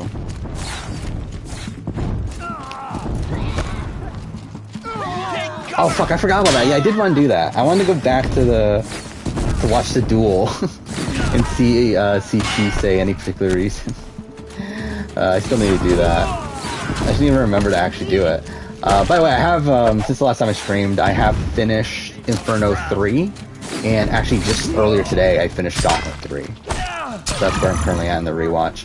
Inferno 3 is, like, still mediocre. Like, it's still where I had it last time. All Mother, look upon our victory. But Gauntlet 3 is interesting because, like, I think there's part of me that, like, doesn't like it as much as I did last time. But there's also part of me that I do like more than last time. Yes. Like, I do think Gauntlet 3 is, like, probably one of the better told, like, narratives in the challenge, especially up to this point, up to Season 15. Like, I think in terms of, like, telling a coherent narrative across the season, I think it does a very good job at that, which is something that I think the challenges in general across the history of the show struggles with. But I do think there are some, like, kind of duds, especially people that go earlier on, that don't really bring much to the show and just feel like fodder. I guess we'll do the Grave Horde. Yeah, let's do it. Am I planning on doing a US plus Canada runner-up ranking? I don't have it on the schedule, but I would not be opposed to doing it. Like, I think, like, that's probably... Yeah, because I've done season and winter ranking, right? So yeah, runner-up ranking would be next. Yeah, again, like, it's not something I have on the schedule just yet, but if I were to guess, I would say I'm probably going to do it, but it will be after BB24. And then, like, I'll just, like, do it and then be able to add BB24 and BB Can 10 to it. I'm starting to get a bit behind again. Rank the runner-up games: Boston Rob, Tyler, Paul, Dominic, and Big D. I mean, obviously Big D's number one. I mean, that's obvious. Then what you got? Probably Boston Rob? Maybe? I don't know. Where did I even land on Tyler versus Paul last time? I don't even remember anymore. Because I know I flipped, but I just don't remember which way I flipped. But I think Dominic is the bottom of those outside Big D, obviously. Calm. Which of the games that I bought do you think you should play after Lost Judgment, but before Horizon 2? I mean, I think you should play a Plague Tale somewhat soon. Like, a Plague Tale Requiem comes out next year. Now, like, I'm assuming it's coming out in, like, October. or so, like somewhere in that range. So it's like you still have a lot of time to play it, but like that's definitely something I think you should play like at some point next year. Though I mean, like a Plague Tale is also like a short game, like it's like a 10-hour game, so it's like it shouldn't take too much time to actually get through. You got Life is Strange True Colors, which that's also a short game too. I don't know, what else was there? I don't even remember anymore what the other games were, but either way, it's like, I feel like just inherently, I feel like the Life is Strange True Colors and Plague Tale are probably my two favorite games of the games I remembered. And then you got like Shadow of the Tomb Raider, which is like, it's fine, but like not something that I feel like is like a priority to play right away. Dragon Quest XI is a long game, from my understanding. Again, I haven't played it the entire way through, so really can't give too much advice on that. And yeah, I forgot the rest, but either way. Most of the community hates Rodney. I mean, like, I think there's a split. I mean, like, I think as a person, I think a lot of people hate Rodney, obviously. But I think when we're looking at, like, from... I don't know why I keep on running. Oh, I can't call one. Cool. But I think, like, as a TV character, I think there is some respect for Rodney, for TV he brings. Though there is still, like, even from a TV character standpoint, there's still people that just outright hate Rodney. And, like, obviously Rodney was hated at the time of Worlds Apart. But I think Rodney's one of these figures that, I think on a rewatch, you can respect him as a character a lot more, just for what he brings to the show. Okay, I had Tyler at number 1. Okay. Yeah, so it would probably be Boss Rob, Tyler, Paul, and then Dominic. Again, that's the thing about like these rankings and stuff. That obviously I put a lot of thought into these rankings at the time that I make the ranking, but then like afterwards I just forget what my rationale for things are, so I just don't remember why I had it a certain way. But like I'm sure I thought about it enough to the point where I at least felt comfortable at the time doing that, and like it's not a thing where like I remembered regretting doing that. Like there's certain things like putting Chrissy as low as I did, that like I remember like that I would change because I remembered regretting doing that after a while. So it's like that was at least notable to me. But like with the Paul and Tyler thing, like I don't remember like actually regretting doing it by the time the runner-up ranking. So I think I probably would still stick by that, but I don't actually remember exactly why I did. Yeah, there's a lot of school stories in Lost Judgment, and even outside that, there's like side cases and stuff. The base game of Lost Judgment, though, isn't that long. I'm not showing any focuses at that like the end game definitely speeds things up a bit quicker than I thought it was going to.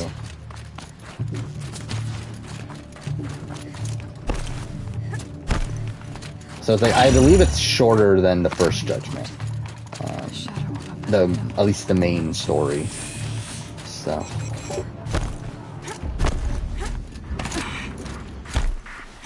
Did you know Angelina got the same amount of confessionals in the finale as Carl got the entire season? Is that true? That's kind of funny. Yeah, I know Angelina got a lot in the finale. I think she got 17, right? We've got company. Because like coming into the finale, Nick was ahead of her confessional-wise, but then Angelina beat him by like one confessional for like the season-long confessional count due to her finale.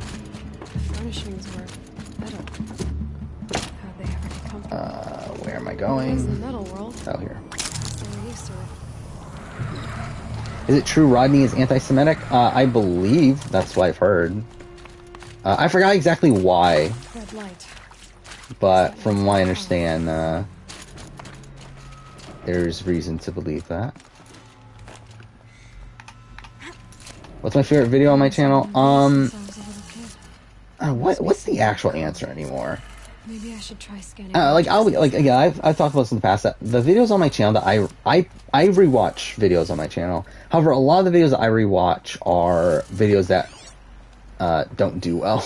Like the videos that I rewatch a lot are like my game ranking videos, my retrospectives, stuff like that, which are the things that don't do well in comparison to like I can't even remember. I know I have rewatched certain Survivor videos, but like I don't rewatch a lot of my reality TV stuff. It's this, right? I need to, there we go. So up, down, left, right. Oh, that's so difficult. Like I know I rewatched my runner-up ranking before I recorded my my global one. 3 power lines, resources. But it's like I don't think there's been a point where like just out of the blue I decide to rewatch a Survivor video I've made, or Big Brother, anything like that. While with video game videos, I do it quite often. Or even just not even just video game video, like a recent. Oh, by the way, someone mentioned in my in the last stream about my Game of Thrones video, and like I just like barely remembered making that Game of Thrones season 8 review. So I rewatched it, and it's like, what the fuck is that video? It's hilarious, actually. How it's like, yeah, the entire video is just me ranting about the fucking the final season. Oh yeah, it's through this. Hey, y'all wanted to know how I remember the geotherm system reboot? Goes like this. The bird flies north in summer, east in spring, west in fall, and south in winter. Alright, so Didn't expect to hear nature poetry from the lips of like the GT Tech now, did you? As usual, yeah, the Amazing Race video is just funny. And like it's so weird too because like it's obviously like one of my earlier videos, so because I like it doesn't really match like the way I would make a video now, where like now I would go a lot more in detail on the shows that I cover, but like back then, it's like I'm really just like blowing through the season. Like I don't even talk about episodes 1 and 2. Like I just like pretty much skip to episode 3, which is funny. No, I didn't mention the coffee again. Like that's something that I like probably nowadays I would mention. Didn't mention it just because like I think it's only like a 9-minute video or something, right? Like it's pretty short. Maybe it's longer. I think it's longer than that, actually. Yeah. By the way, I something else I rewatched. I rewatched my Leftovers review. Which, like, somehow I did a review of this series of Leftovers in 9 minutes, which is definitely not what I would do nowadays. So that was funny. I don't need these. Yeah, that was humorous. I like literally just like talked about all of seasons like 1, 2, and 3 over the course of like 5 minutes. It's like it's funny that I just realized the so again like so Survivor UK Panama, I'm pretty sure I talked about like episode 1 of the worst season of Survivor ever for longer than what the entire review of the Leftovers TV series is.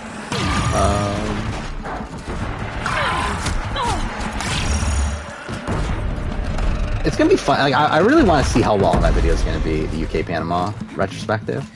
Because, like, how the fuck am I talking that long about that season? Because I did look at the recording. The recording's an hour and 22 minutes.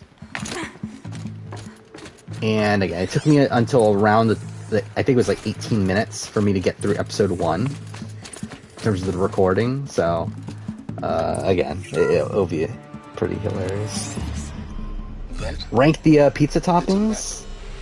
Oh, pineapple. I'm like fine with pineapple on pizza. Like I'm not like I know there's a lot of people that obviously hate pineapple on pizza, and there's people that love it. Like I'm just kind of like whatever.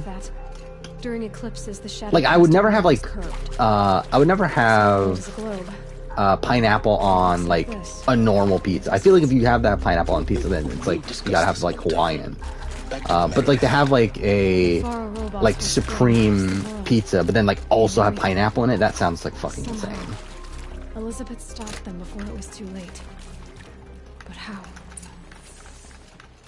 You rewatch the Brant Steele series? I recommend that you don't. I actually yeah, I did look at one of them not too long ago. It's like, what the fuck was I doing with these videos? And that's something I thought about with these streams. I wouldn't be opposed to doing like Brant Steele stuff on stream. If I can get a proper setup. I think that would be fun to do Brant Steele's on here, but again, in terms of videos, I'm never doing that again.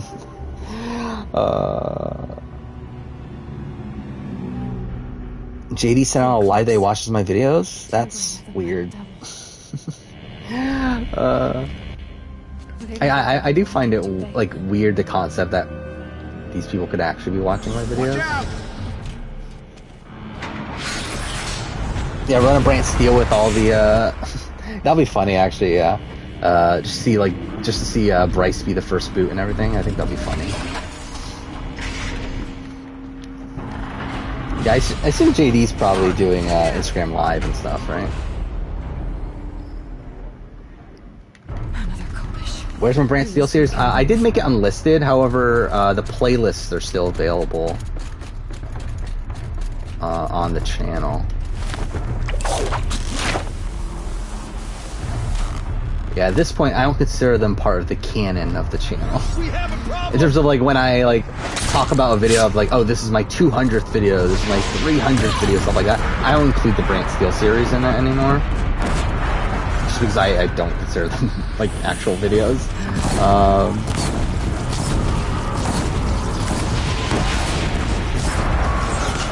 Oh, fuck off. Of course I missed that.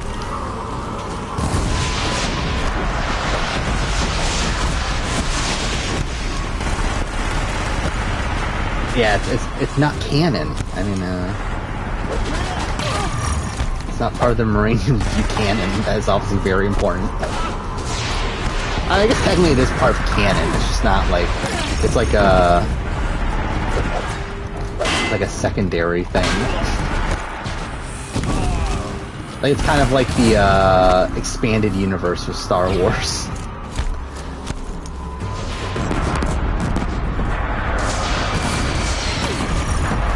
Okay.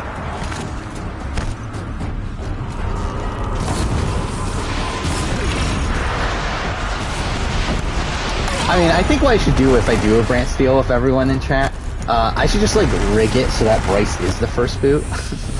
Like just have everyone in Alliance but Bryce. I think that'll be funny. Oh, fuck off. How did I miss that?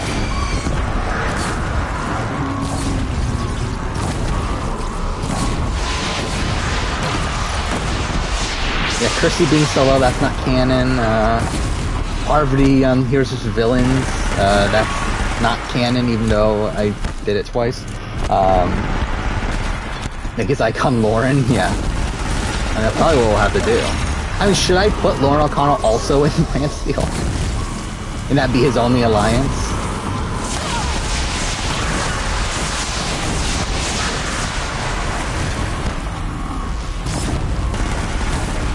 Oh my god, this fight takes forever on, like, I haven't played this on anything other than easy in a while.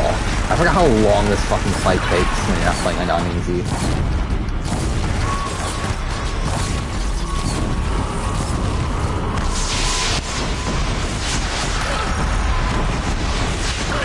Okay.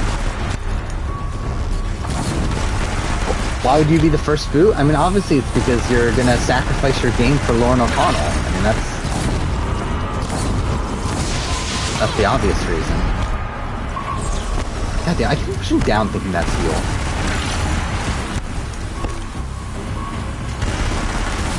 Oh my god, this fight never ends.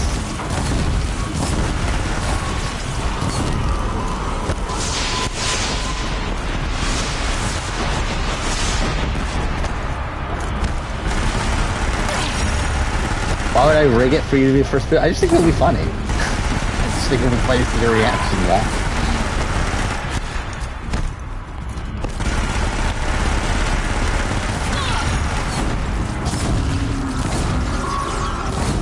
Oh my god, can it die already?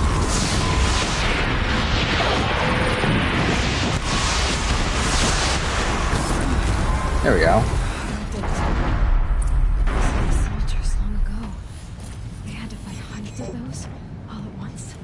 Though I think tribes will be called... Yeah, it's already been confirmed with Australian Survivor that it is going to be called...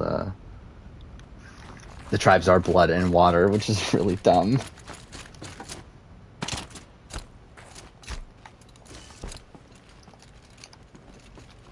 Yeah, Bryce, would you quit if Lauren O'Connell gets voted out? Or if if we're on the season with the Edge of Extinction, then we have Bryce volunteering to go to Edge of Extinction just so he can be with Lauren O'Connell. I think that's a likely scenario too.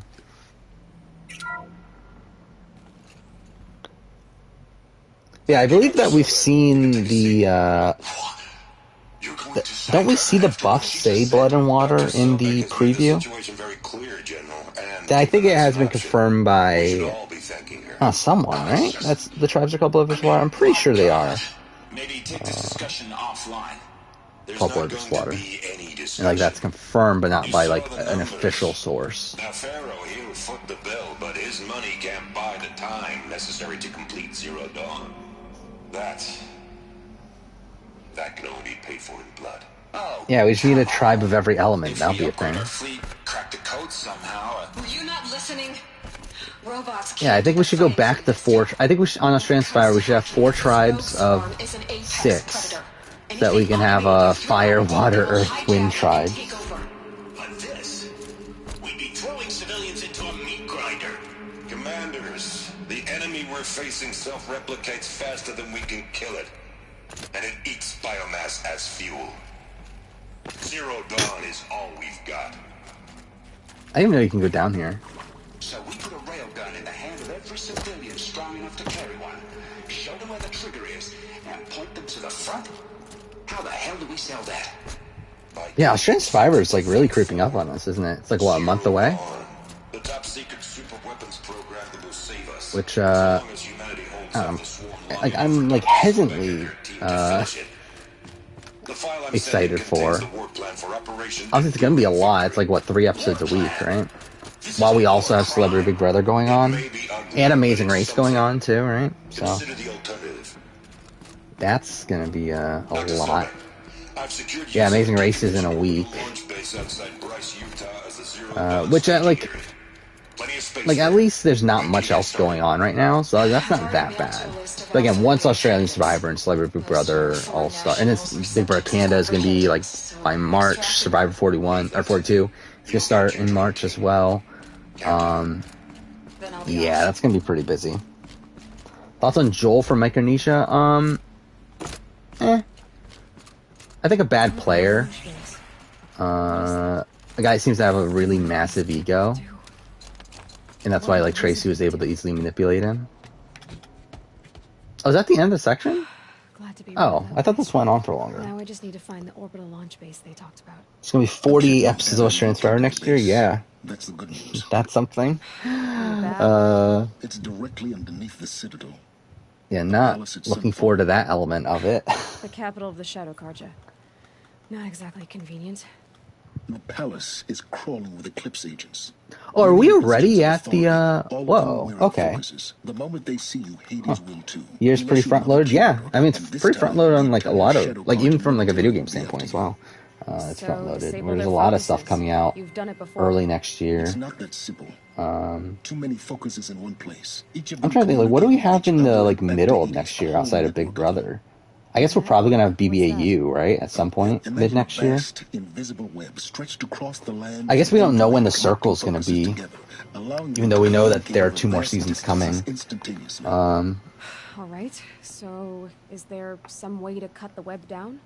Yeah, what else is there? I mean, A&W, but no one really cares. Yeah, I mean, that's probably at mid-year, right? The way. Amazing Race Canada potentially in the summer. I'll send the location data to your focus. Head there, and I'll be in touch with you close with more. Yeah, I still have not watched Amazing Race Canada yet. Zero Dawn. Potentially by then I will get caught up. Oh yeah, Amazing Race not Amazing Race, fuck me. Challenge All Stars 3 is probably going to be early to mid next year, right? Because I think that's what the rumor is that because 38 got delayed, they're now like kind of going to use All Stars 3 to kind of bridge the gap. I'd do that again if it weren't so much work to get back up there. So that'll probably be like around that period. Alright, what else are we doing? Okay, so... Oh, wait, no, this is not the mission I'm thinking of. This is the one where we have to get the, go into dead, Tall Neck, right? So, Field the Fallen. Should I use side quest? Which side quest is this? Why didn't I do this one? Is there a reason I didn't do this one? Oh, it's because it's up here. Alright, let's do this.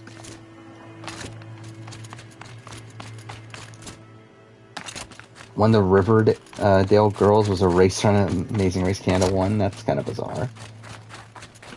Hey, I've never watched Riverdale. He's got a bite out here. Is Danny confirmed it was his... I don't think it's like... I mean, I think we know it was Danny, but I don't know if we've ever heard from Danny himself that it was him. But, I think Erica confirmed that it was Nasir that voted for her. Which, through that, again, you can assume that it was Danny that voted for Deshawn.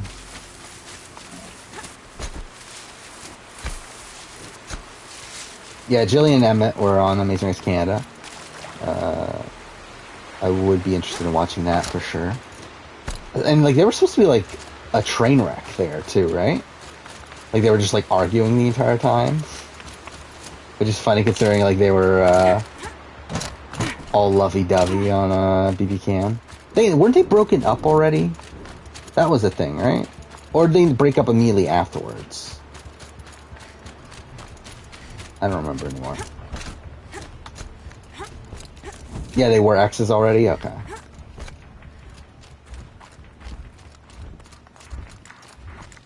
Why can't I get a thing here?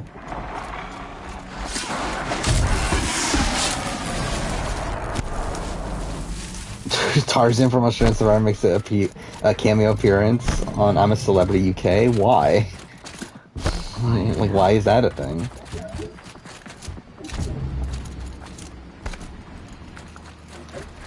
Vanessa Morgan.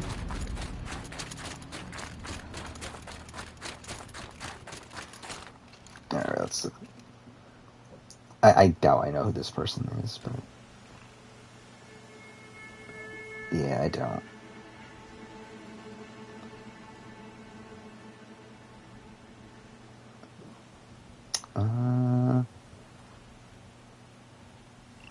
Yeah, so she was already an actress coming into Amazing Race Canada, but even then, that was 8 years ago? I didn't realize Amazing Race Canada Season 1 was that long ago. Oh, hey, Main Squeeze.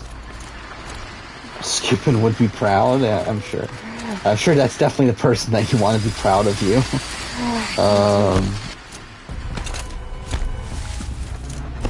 I think Jillian, like, brought some drama to the show by the end of her run on BB Can 1. But definitely not, like, to the extent that, from what I understand, what they are on Amazing Race. Where, like, she did get into fights of, like, she get, like, pissed off at Peter when he told her that she wasn't going to win the game, like, right before he left. But, yeah, I'm definitely not too dynamic of a figure. Yeah, Kelsey Faith's sister was on Amazing Race Canada for some reason. I do have it. I have not played it yet, though. What's funny is that, like, I bought it for way more than I should have, in retrospect, too.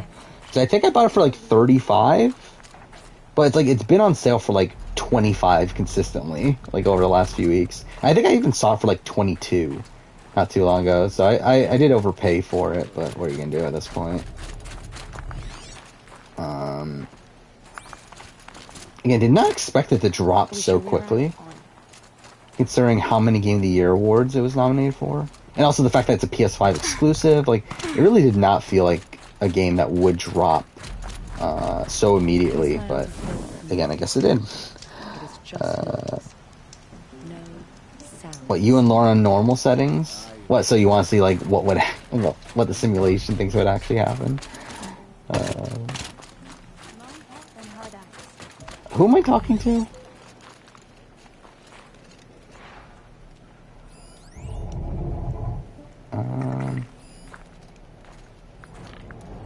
I don't know who I'm supposed to be talking to. Survivor 50 is Legends. Do I think? Yeah, it will be a 26-day game. I think from this point forward, Survivor will be 26 days. I don't think they have incentive to make it longer. Again, it's kind of like a similar situation where, like, once they did back-to-back filming for 19 and 20, that I don't think they had much incentive afterwards to go back to anything that wasn't that, and I think this is a similar case. Where I would be surprised if they go back to 39 days. I appreciate the peace. Why did I not watch International Amazing Race? Mainly because, like, Amazing Race is not really a show that I'm, like, too focused on. And, like, once I did... So, I was, like, obviously in this big Amazing Race... The Hunters. I don't know what you would call it. Whatever. I rewatched the entirety of Amazing Race in the middle of 2019, and that's when I did the Amazing Race like season ranking, and the Amazing Race 1 retrospective, and then I wanted to do retrospectives of the other ones, so I did 2, 3, 4, 5, and then realized it takes so much time to make those videos that I couldn't do them consistently.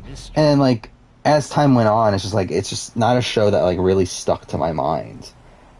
So, like, in the time since then, it's like, I don't know, it's just Amazing Race just in general is like a show that I'm not like too invested in, to where like I feel the need to like watch all the international versions right away. Where like I had already been like kind of burnt out from so much of Amazing Race in such a short period of time. But again, like I still would like to watch it eventually. And, like, I would not be surprised if I at least watch Amazing Race Canada by the end of this year, or of 2022. Skill melts like ice. We should get back out and track the... But again, it's not, like, right now I am focusing on the challenge rewatch. Before anything, because I really want to get that challenge season ranking out.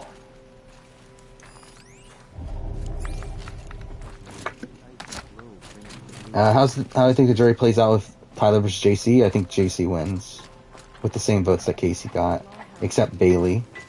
But then again, Brett would vote JC. Would there be another one? I'm trying to think. So, alright, so Tyler, JC, you have Bailey vote Tyler, Rockstar votes JC, you have, who's the next juror? I guess Scotty was the next vote up, and then either way, Scotty, Haley, Haley. Oh yeah, Haley would also vote JC. But yeah, Scotty, Haley, Fessy vote JC. Then you have Brett vote JC. You have Sam vote JC, and then you have Angela and Casey vote Tyler. So it'd be 6-3. This is how the Banuk must have gotten up and down the mountain. Who am I supposed to be talking to here? Not that person. Curious how you feel about It Takes Two. I mean, I have played It Takes Two already. It Takes Two is good. Like, I think it's a better made game than A Way Out, which is obviously made by the same people and like uses a similar concept. I think the problem for A Way Out is that it kind of takes itself like too seriously, and it's trying to be this like big budget AAA game despite it not really being able to hold up to that standard. Where like I feel like It Takes Two is a more self-aware game where it's like the team is more aware of the type of game that they're trying to make and is able to execute on it a lot better. Like I think It Takes Two is it's a well-made game. And, like, I enjoyed my time with it, but it's, like, also, it's, like, it's not Game of the Year quality to me. But, to be fair, like, this is a relatively weak year. So it's, like, I'm not, like, upset that it won Game of the Year or anything. Like, I actually think it's humorous that one Game of the Year, considering it gave us Joseph Fares on stage. But, like, it's not going to be my number one game of 2021. Like, at this point already, like, I think it's number 4. Out of like the 8 games I've played, so yeah. Why is Bailey vote for Tyler? Because Bailey was never like that, like the thing is, like, I don't think Bailey was bitter at Tyler as much as people say. That, and also, I mean, by the way, Bailey hates JC. Like, there's no way in any situation where Bailey was ever voting for JC. But yeah, I think Bailey is willing to vote for Tyler under certain circumstances. Like, Bailey even said that if Tyler had, if she had been able to talk to Tyler a bit more during the jury questioning, she would have considered voting for Tyler over Casey. So it's like, and like she actually thought about voting for Tyler over Casey even in the actual scenario. So it's like, again, like it's definitely like not a case where like Bailey was just so bitter at Tyler and she wasn't willing to vote for him. And again, against JC, it's like she's voting Tyler. Again, Tyler against Angela, she's voting Tyler. It's just that he was against Casey, who is probably one of the bigger locks for Bailey to vote for. Yeah, and that's the reason he doesn't get her vote in that situation. Like, even, like, Tyler against Brett, I think she votes Tyler there. Like, against most of the Level 6 Alliance, I do think she votes for Tyler.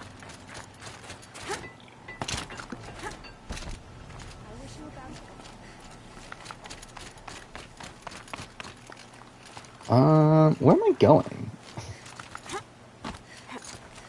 Is JC a better winner than Drew if he wins? Potentially. I mean, like, I don't know. It's like, JC played a very strong game. The problem is that he was, like, all the work that he was doing is for an alliance that he wasn't a core member of. And that's what led him into that endgame position to where he needs to essentially win out. And, like, that's obviously a massive, like, knock against his game. But I do think the work he does across the season is impressive. So it's like, I haven't, like, I don't know exactly where JC would land as a winner. Because, like, would I consider that a dominant game? Like, I think if he wins in the way that he does, like, in the way that his game played out, but just he wins final HOH. Because, again, he wins against Casey as well. Like, he wins the game if he gets to the end. So it's like, if that's the case, then he's probably a mid-tier winner, I would guess. So I would probably say, like, probably a little bit below Drew. However, if he's in a situation where, like, Tyler takes him to the end, and, like, Tyler's alliance with JC was the real alliance, then I think JC is a very, like, highly ranked winner. Like, I think at that point he is, like, probably mid-top tier. But, again, like, the problem is that he was loyal to Tyler. Like, his entire game was based around his loyalty to Tyler, who was someone that was not loyal to him back.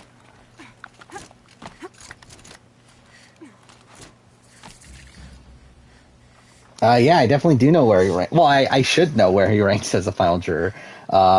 It's just that I recorded the video a while ago and I have not looked at it since. So, I don't actually know. I mean, I can look it up. I won't, like, I probably won't actively spoil it, but I just want to look at my final juror ranking for Big Brother because I genuinely don't remember. Okay, yeah. Yeah, there's a lot of bad ones. I think that's the thing with the final jurors for Big Brother, is that I would say, like, yeah, I mean, I would say, like, half of them are, like, actively bad.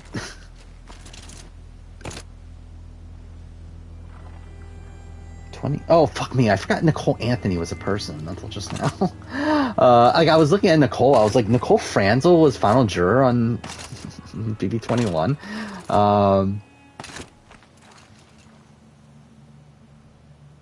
Yeah, I would say only, like, the top, like, 8 are good final jurors.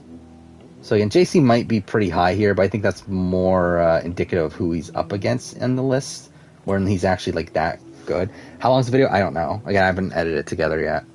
I can tell you how long the recording is.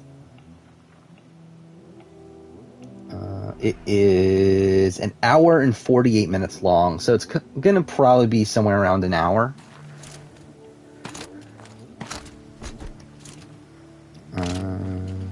When's that even coming out? I don't even know when that's coming out at this point. I think it might be March. Is it? Yeah, March or April. Again, well, like there's so much in flux right now, just due to like all these shows that we know are coming up that I don't know exactly when certain videos are gonna have to land, but it's probably gonna be somewhere in that range, which is why I haven't edited it yet, just because I don't need to yet. How do I think the returning players will do? I don't suspect that Andy would do well on a return. I mean, to be fair, like I think he has a lot of like Troyzan potential to him, like Troyzan Game Changers, where he like obviously the first time he's playing a lot more actively, a lot very erratic, and then I could see him coming back and playing a lot more passively and maybe being dragged to the end. But yeah, I just don't see him winning. And then Mark and Sam, I think they're going to be like a bit of a target. I think the real question is like how big of a target. Like I don't think they'll be as big of a target as like Sandra and Nina, but there's definitely going to be at least some target on their back. And like I think like I could see Sam being an early boot, but I don't know. I could see Mark doing pretty well. I don't know if he's going to win or anything, but would not be surprised if Mark makes a like decent run on the season.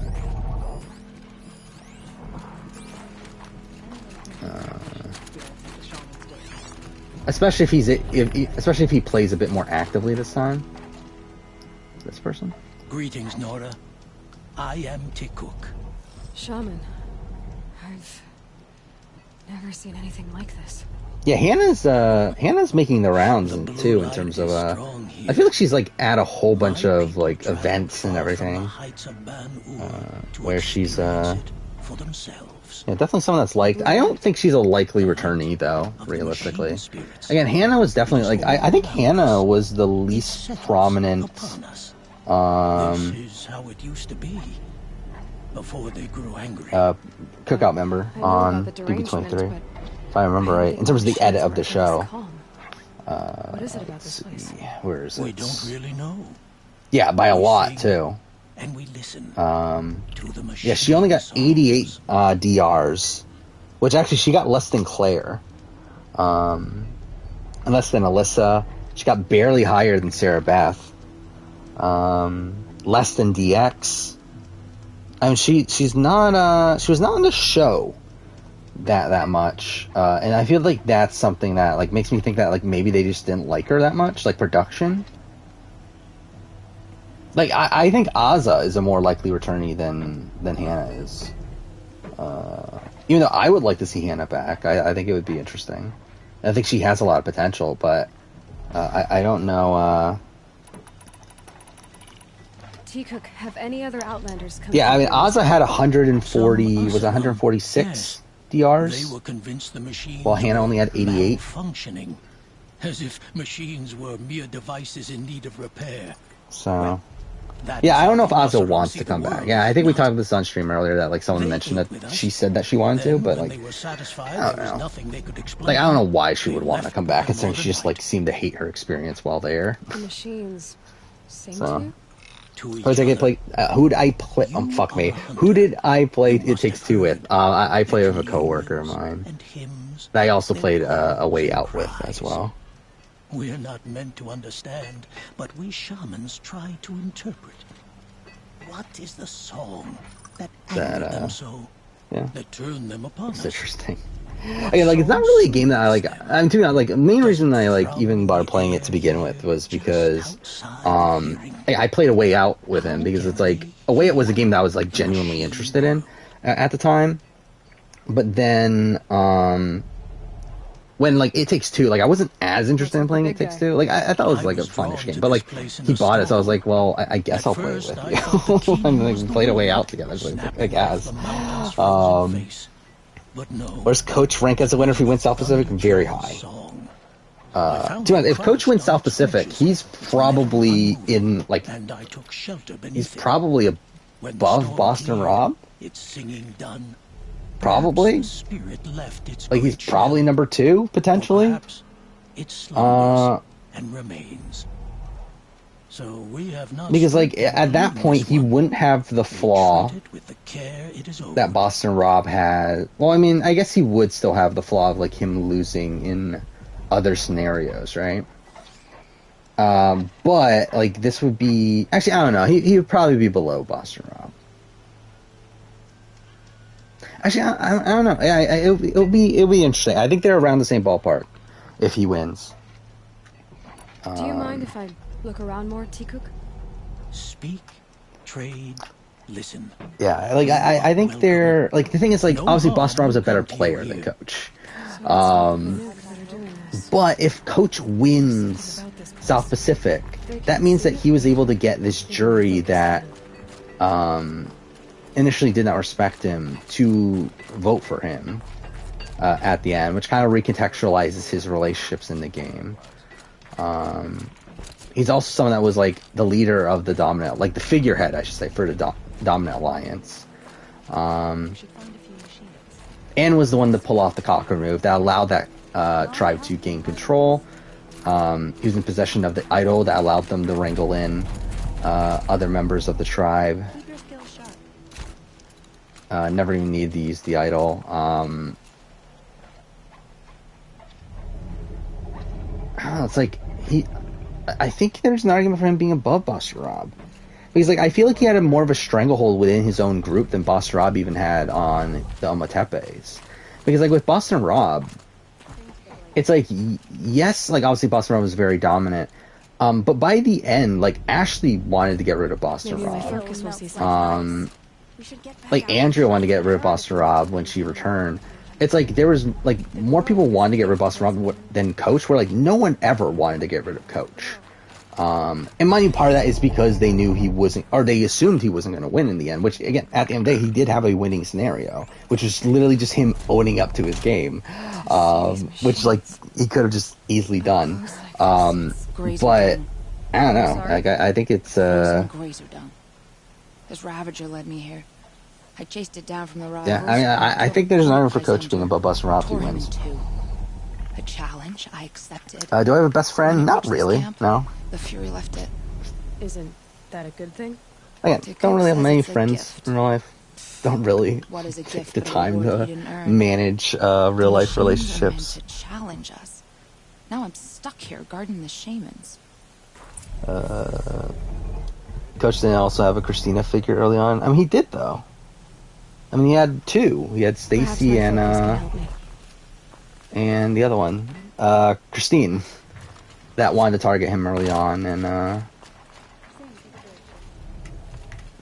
just completely outnumbers them.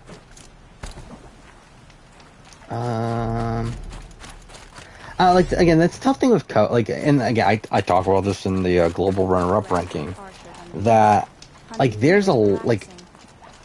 Coach's game, I think there's like obviously a massive disconnect between Coach's game that he plays on South Pacific and him as a player. Where like Coach as a player, I think is like I guess at this point like, we would probably have to say like probably above average, but like still like he's not a like exceptional player of Survivor. But his game on South Pacific is like insanely strong, especially for a runner-up. Where again, maybe, well, I mean, I guess that would spoil, but who fucking cares? Well, I was just say, not Boston. Coach might have moved up a bit on the runner-up ranking, and it's like Coach's game on that season is like pretty like outright dominant, and like there's never really a point where people are targeting him. And again, it's under the conception that he is a GOAT when he really wasn't. Like it's like Sophie and Albert wanted to take him to the end, thinking that he wasn't going to like end up like having respect from the jury. And like to be fair, he doesn't. Check my focus. See what it sees. But he almost does. Like but to be fair, it's like to say that he almost does. That is implying that he does something that isn't Coach-like, and that's like the tough thing with reconciling. Like, yeah, especially, like, essentially we're saying, like, above Dom or not, is, like, should he be higher than that? Because, like, yes, he could have won, but for him to win, he would have to not be himself, and be able to actually own up to his game. But if he does own up to his game, again, Jim, Whitney, Keith, Don were willing to vote for him, which would give him the win. But because he doesn't, then he doesn't get their votes, and he loses the game. But it's like, outside of that, it's like he plays an extremely dominant game. Again, like Sophie and Albert claim he is the figurehead of the Alliance, not the actual leader, but like, when you look at how the game plays out, that's simply not true. It's like yes, you could say, like, oh, Sophie and Albert, like, were the ones to create strategies and Coach execute them. But even if that's the case, like, there's points where Coach does things on his own. Like, Coach is the leader of voting out Michaela, where, like, that's something that Sophie and Albert did not want to happen in the pre-merge, and they fail at trying to keep Michaela around. Check the area where Coach wins that battle there and keeping Edna in the game. And, like, that's a major point for me of, like, showing that he is truly a dominant player, not just this person being perceived as a dominant player. And then you also have him being the main orchestrator of flipping over Cochrane, and the way that he manages his relationship with Cochrane is very impressive. I do think there is a flaw in that he cuts the people that are blindly loyal to him in Cochrane and Edna, and people that would be easier for him to beat.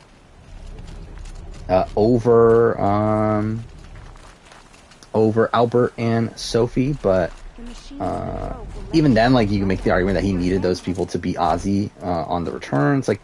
I don't find many true flaws with Coach's game outside of him just not owning up his game at the very, very end of it. But again, like, as a player, though, it's like still a, like, massively flawed player. Favorite Traveler's Tale game? Yeah, okay. You also asked best Lego game, right? I have not played many Lego games. The only one I've, like, actually genuinely played is Star Wars 2 back on the PS2. But I haven't played many recent ones. In terms of favorite Traveler's Tale games, I feel like they definitely made some games I played when I was a kid that weren't Lego. But I don't remember exactly what they are. Let's see. Did they make Haven? They made Sonic R? That's kind of funny.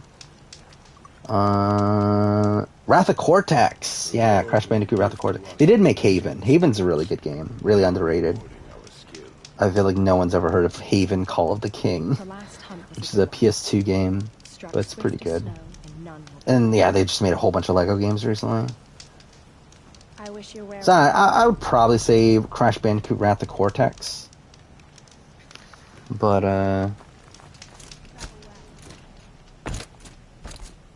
yeah, again, like, it's not like I'm an expert on Traveler's Tale games. It's not even like, and that's not even like the best Crash game. It's probably like not as good as at least 2 and 3, and probably 1 also. The machines are glad to be separated. Oh, hey, Engine Twitcher. And just talking about random shit tonight. There's not really that much to talk about.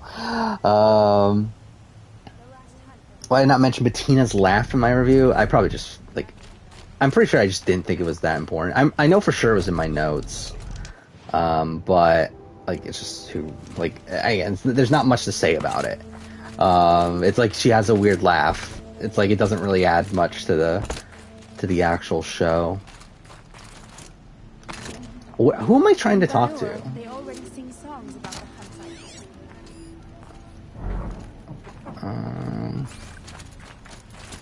Oh yeah, I did watch. I did watch the trailer for the movie. Yeah, it looks good. Again, it looks weird. Definitely feels in line with again, from what I've watched of Swiss Army Man, which was a really weird movie. Looks interesting. I forgot what movie was it that it reminded me of. I feel like it reminded me of a Charlie Kaufman movie, but I don't remember which one. But yeah, I mean, it definitely seems like an interesting movie. Oh wait, what is the search for signals of the... Oh, I'm a fucking idiot. I didn't even realize the prompt changed. Wait, what signal am I looking for, though?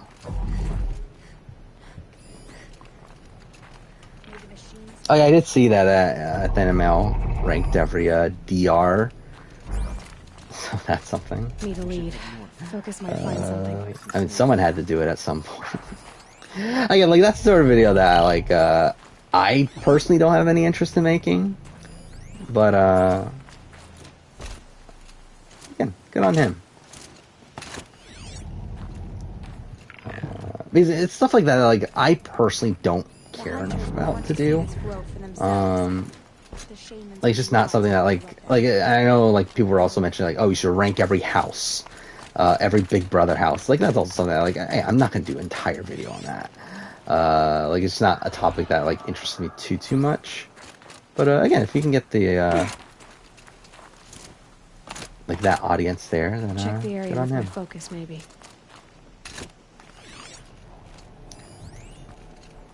What am I looking for? Like, I've been here for, what, like, 30 minutes now, probably? Oh, is that?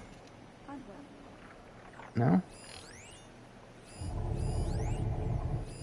What am I looking for?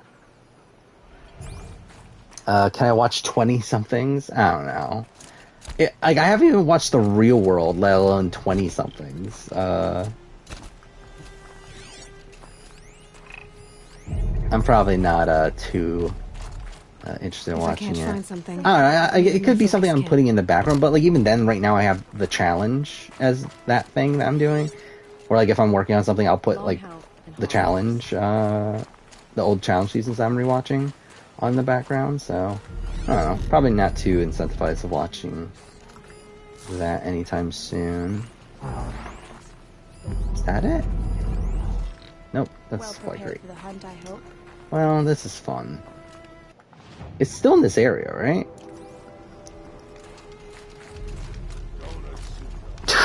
Rank every contestant's house entry attire. Yeah, that's definitely something that needs to be ranked. Yeah, I should rank every outfit worn on Survivor. That's the video everyone needs. Again, who cares about ranking every player in Survivor history? You just gotta rank everyone's clothes. Any chance for returnees, BB24? I don't think so. I mean, like, there's a chance. There's always a chance of, like, especially, like, I think, like, the 4 returnee format. I think there's definitely a chance of that. This is how the Banuk must have gotten up. But, I think very little chance of anything more than that. Okay, it's not up here. And I think more than likely it'll just be another set of newbies. I would be surprised if they go back to returnees so soon after the last All-Stars. We should head north. I think 25, I think it would be a lot more likely. With ice and snow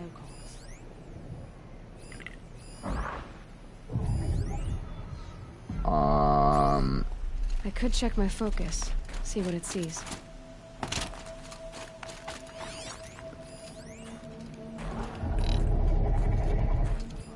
What am I looking for? That's the supply crate. You know, fuck it. I don't care enough. Like, I really don't fucking care enough. I've been wasting too much time here. Are any of these interesting missions? I guess we'll maybe do that.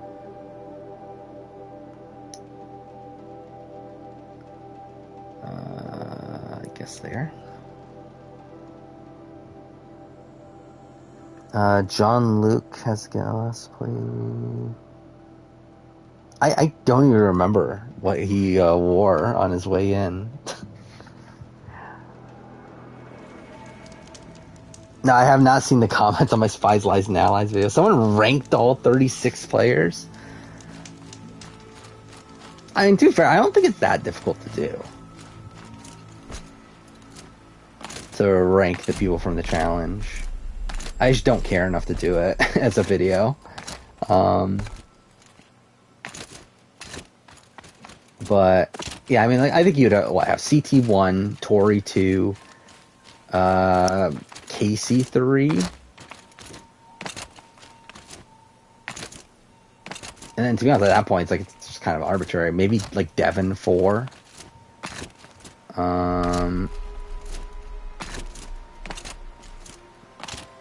I don't know. I guess at that point, like I would need the list in front of me. Yeah, who would be last? Probably like Tracy or Renan. Probably one of those two. Or or are we considering like Nom as part of this, or Lauren as part of this list? Is Jack and Jill objectively the worst reward in Survivor? Yeah, I feel like there's like I would rather. Well, I mean, what they get to eat? I think that's the question. They got popcorn, I know, but like, did they get? If like all they got is like popcorn and candy, then yeah, it's not great. Like if they got like hot dogs and stuff like that, I feel like that's at least like somewhat better. That you're actually getting like some like meat and stuff, but okay. But I feel like if you're on Survivor and all you're getting is like popcorn and like chocolate, I feel like that's kind of underwhelming. Oh, is there a picture here?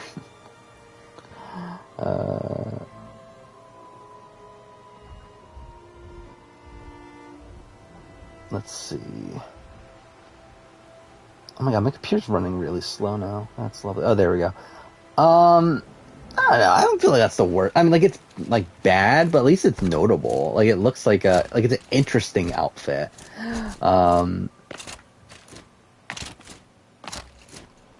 Like at least he stands out, I guess. Yeah, like obviously I didn't remember it, but okay, well that's something. Now, who has the best outfit coming into Big Brother? Like, I don't even know what the answer would actually be. Yeah, I mean, yeah, it's not the. I mean, like, are we like? I'm not someone that's very skilled in fashion design, but I don't know. I feel like there's got to be worse. Anthony, what Anthony wear? Let's look this up. Like, did he wear the same thing he wore in the finale? Because I feel like I remember that. Probably not, because actually now I'm looking at. Okay, I see what he wore. Yeah, he looks pretty good there. It's a nice suit. Yeah, finale though. I'm pretty sure him and Dane were pretty much given the same suit. Like it's literally the same design. But yeah, the red velvet suit's pretty good though.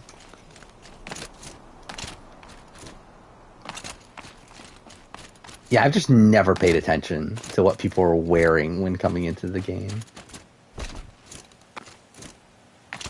Where am I going? How am I supposed to get up here?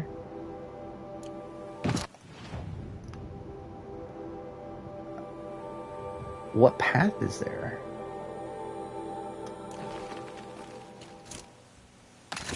Oh, this is lovely. This is my main issue with like the side content of Horizon. I feel like there's so much time that I'm spending like just trying to find my way up.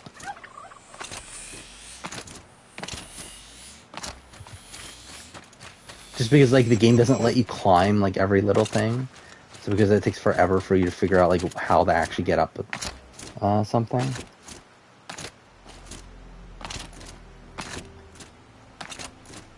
Is this right?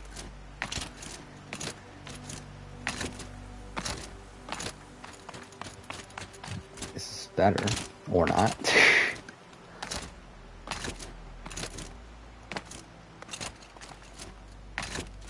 Can I not get through here? Like, am I literally just like stuck? Well, that's lovely. What am I at? Like why can't I get past this? Like, why is there just like a random invisible wall here? There literally is an invisible wall. Like, it won't let me go through this. That's fucking dumb. Does Emmy have an OnlyFans? I don't know. I'm not that interested, personally. I feel like most people from the challenge have OnlyFans, though, right? Like, well, I know Amanda has one. I know Tori has one. I'm surprised Nani doesn't have one. You would think Nani would have had one by now, but I don't think Nani does. I did see that. Yeah, Sam from BB Can 7 has one for some reason now, which was like a random. Her and Adam are broken up, right? I don't think they're still together, right?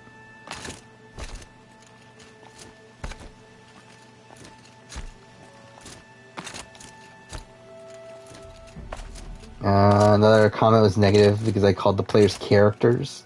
Well, I'm too fucking bad. I mean, when you're looking at reality TV, it's like the figures that are on the show are characters. I think by saying that they're people is like taking away the element of what the show is showing you. By you essentially accepting everything the edit is showing you as who these people actually are, which is just not reality. I think it's actually like worse to go the opposite way to me, of like saying that, like of using what you see on the show to determine who these people are as people over what they are as characters. As, again, like at the end of the day, they are a fictionalized version of, again, like obviously they use reality to show you what's actually going on, but like at the end of the day, it's like it is up to the producers of what they show and how they show these people that portray, like that influence like how you look at them. And through that, it's like I feel like it's even worse to look at the like what you see on the show as like a true representation of who these people actually are.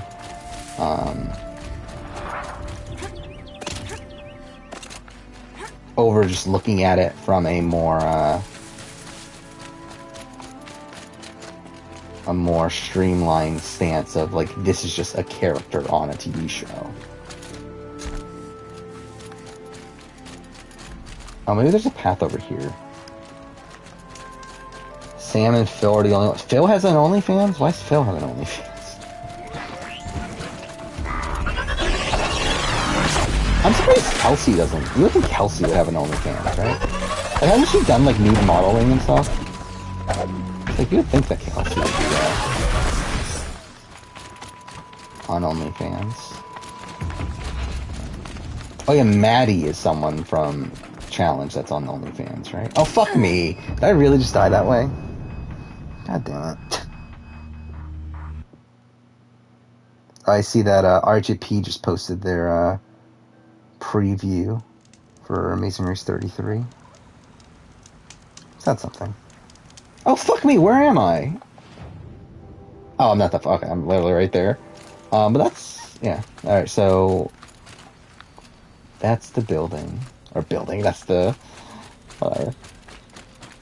Jackie. Yeah, I would love I would be, I mean, like, I'm not fucking paying money for an OnlyFans, but I was a big Jackie fan at the time.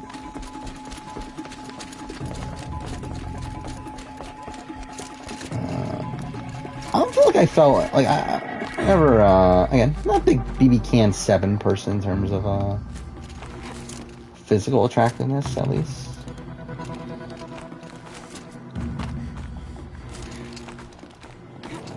I don't know, Chelsea Bird never did it for me. No? Where do I go now? Oh, here? Or not.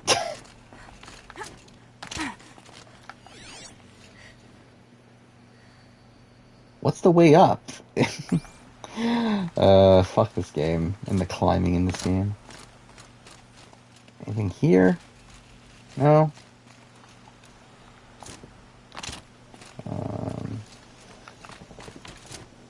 I had a crush on Kiki when it aired. Yeah, I mean, like, I think I liked Esty at the time.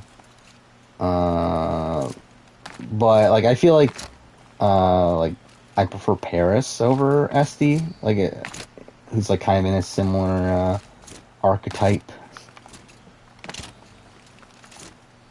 I knew Nelson had OnlyFans. I didn't know, Ed and Fessy had OnlyFans. I knew Devin had OnlyFans.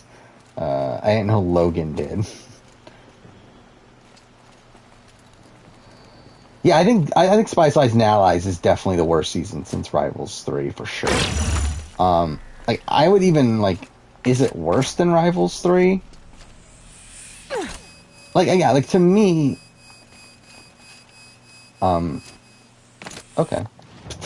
But yeah, like, I think there's a serious argument of, Spice Lies and Allies being the worst season, like, probably since, like Battle of the Sexes 2. Like, I think it's a really mediocre season. Yeah, like, at least, like, to me, Rivals 3 has, like, the moment of, like, Bananas stealing the money you have like this arc of Bananas and Sarah repairing their relationship over the course of the season, only for Bananas to just throw it away at the very end.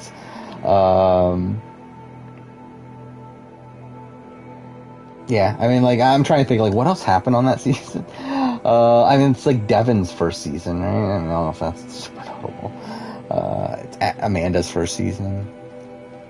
Yeah, Amanda and Nelson come in late, too, right? So that's a thing. I guess it's like it's Ashley's first season, right? So, at least there's that. Thoughts on the Gauntlet 1? It's good, but I felt like Inferno was better. So again, like so I've watched the first 15, like rewatch, like through my rewatch, I'm on through the first 15 seasons.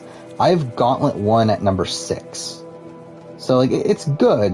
It's really good. I think it's a middle tier season in the grand scheme of things. I actually have Gauntlet 1 above Gauntlet 2, which I was not expecting coming into the rewatch, considering I really thought Gauntlet 2 would go up in my estimations after a rewatch, but instead it went the other way, where I actually was lower on it. I don't know what I want to do here. Should I do main story stuff? I already did Grave Horde.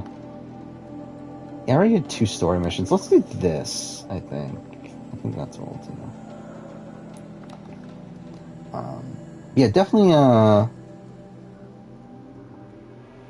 like, went lower on Gauntlet 2, which, allowed me to be, like, kind of high, I guess, on Gauntlet 1. I'm trying to look at my notes for it.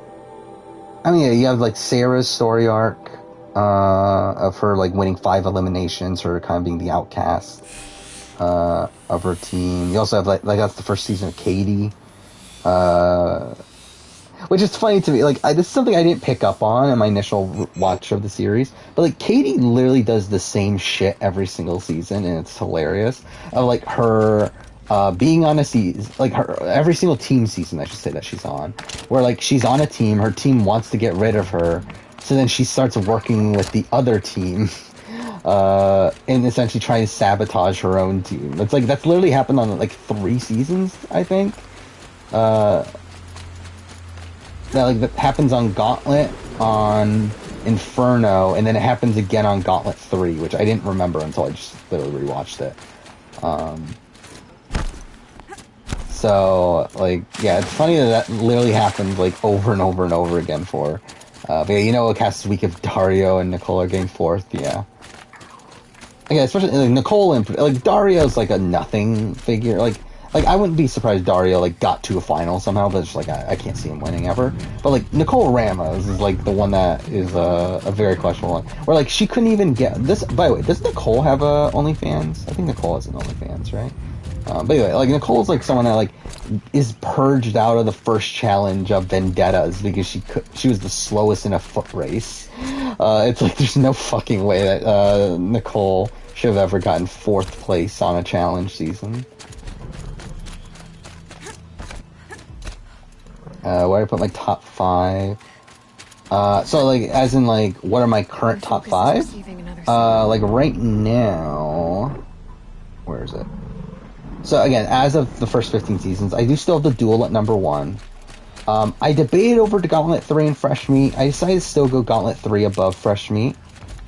But then so Gauntlet 3, 2, Fresh Meat 3, then Inferno 4, and then Inferno 2, 5. That's my current ranking. Yeah, like Gauntlet 3, I'm kind of, like, a bit conflicted on.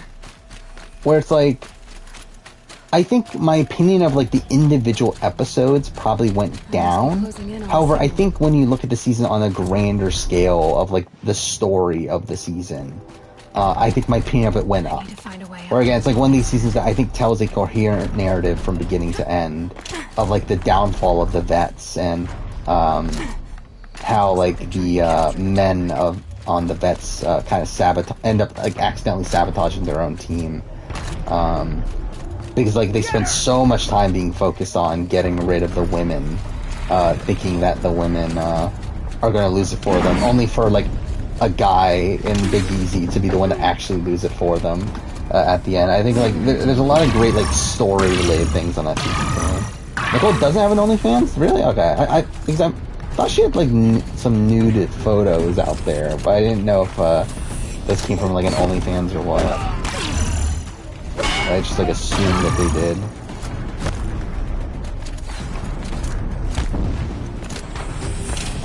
Yeah, I feel like almost everyone from the challenge has an OnlyFans, right? Oh, Amber B does. Doesn't Ashley? I think Ashley does, right?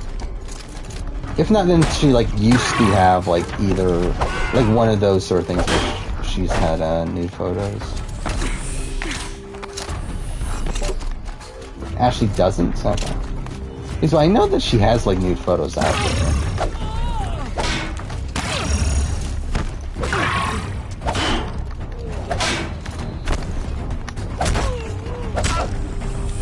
Just Patreon, okay, that makes sense. There's probably through Patreon then. Game, thank you. Stuck in that. Tori seems like she's too famous. I think that's like a major issue with Tori, right? That she seems like she, I think she thinks she's like too good for, oh, okay. Unless she's like kind of like a clout chaser. You will perish.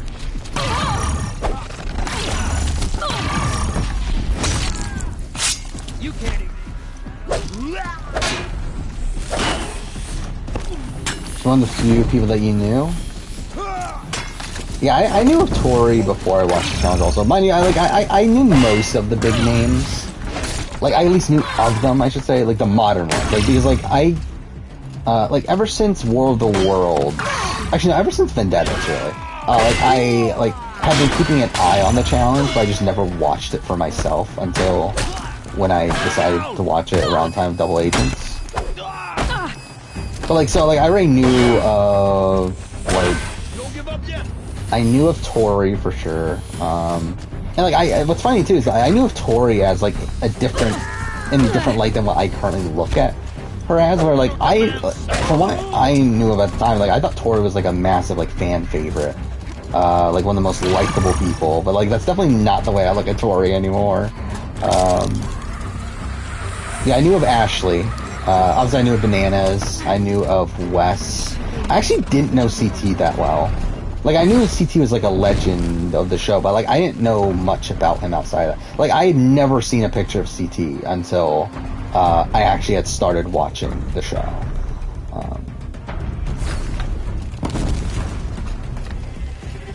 Ashley's bio is don't follow your dreams, follow my Instagram. I mean, it's pretty good. I'm trying to think, who else? I knew of Corey. I knew of Nelson. Okay, time to climb up to its head. I knew of Turbo, but I mean, that's not really much of, like, he was only on 2 seasons. I don't think I knew Jordan. I'm trying to think, who else? I knew of Amanda. Because I knew of, like, Josh's partner on War of the Worlds, which ended up being, Amanda. I knew of Nani, but, like, I didn't know much about Nani, though. Like, I don't think I had ever seen a picture of him. Leroy, same thing. Like, I knew of Leroy, but I never really, saw a picture of him until I actually, started watching the show. I knew of Kyle. I think, did I know Devin? I don't think I did. Or maybe I did. I think I did before, like, but I don't think I did until, like, around the time of Double Agents starting. Like, I don't think I knew of him until, like, almost right before I started watching the show. What am I doing right now, then? I guess we'll do that.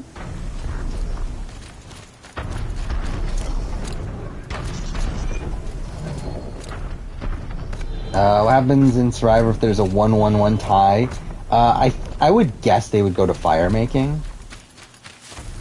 But, like, to be honest, I don't think they really have a true plan for that. Because I think they assume that it wouldn't happen.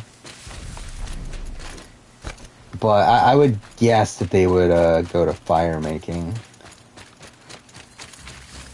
I don't know, like, I mean, well, would they just revote? Like, if we get a 1-1 tie initially, then, like, no one would be technically eligible for a revote, right? Yeah, I mean, I think they'd probably just go to fire then. I think the only Survivor players of OnlyFans are Michael and Ozzy. It's probably true, right? It's so weird, like, you would think that more Survivors would be on OnlyFans. Like, it's weird that it's only, like, Big Brother and Challenge that have, like, massive OnlyFans presences, while, like, Survivor just doesn't have any. They'll kill my brother. Everyone. Yeah, if Ricardo wanted to blindside Shan, it would have been 1-1-1. Yeah, like, I'm not saying it wouldn't happen, it's just that I don't think Survivor thinks it would happen. Like, I don't think production has thought that through as a realistic scenario. Alright, let's do this mission then. Actually, this is the one against the Big Bird things. I forgot their names. Michael's OnlyFans is 10 cents. Oh, yeah, Victoria! Yeah, we forgot about Victoria. Gotta love Victoria. Yeah, if I were to sub to any reality TV person's OnlyFans, it would be Victoria. How much is Victoria's? See you later, Ancient Twitcher. Russell Hanson on Cameo? I'm sure that'll work out.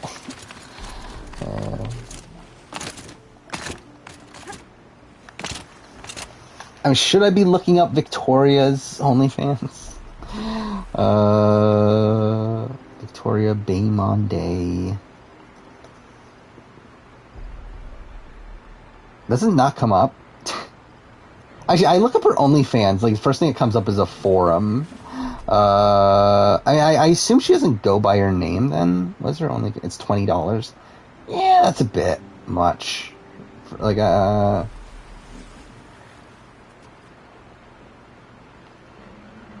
I'm too fair. I don't know how much OnlyFans typically go for. Is this one it? Oh, thank God. There's someone named Victoria that has sweet, sexy, juicy Russian. Yeah, that's what I thought it was. I thought it was with an X. So I looked it up that way.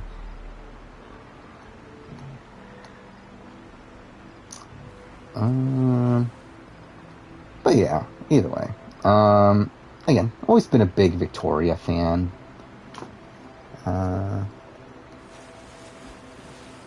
I'm surprised there aren't more, though. You would think that there would be more, especially, like, I guess who would be on there, though, from recent seasons? Like, I guess it wouldn't really make much sense for most people from recent... I mean, I think Lauren O'Connell is definitely the, oh yeah, I see the header photo right now. Home of the spicy content. Oh, you get 15% off if you get 3 months.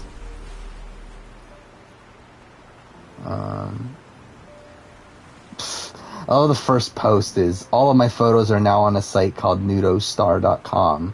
Whoever did that needs to delete it right the fuck now. Everyone go report it. Should I look up nudostar.com? I'm sure I'm gonna get, like, viruses from doing this, right? I never cared for being pushed around.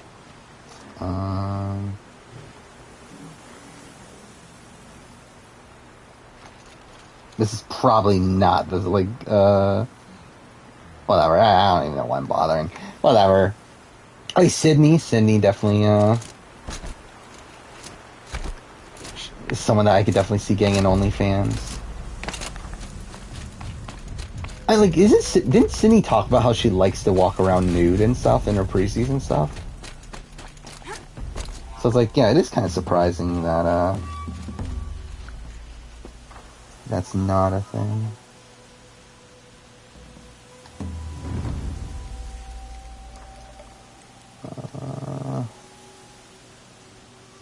Oh, there we go. I found Victoria on Nudostar. And I would not be surprised if I'm gonna get a virus from this. Oh, this is from a while back, though. Yeah, this is from, September. Either way, I love how I'm, like, literally looking up nude photos on stream. Whatever, it's fine. Sydney's family is filthy rich. Yeah, I like, I mean, I guess she's going to law school and everything, right?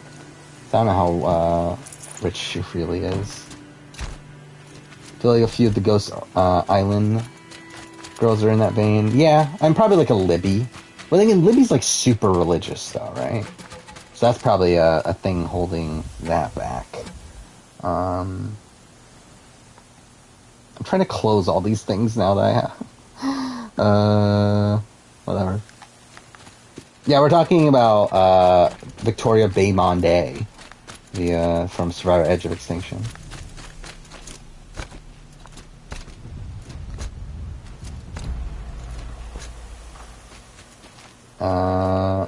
All the countries she's visited were trips paid by her dad. How old is she? She's my age, right? She's like 26 or so. So it's like...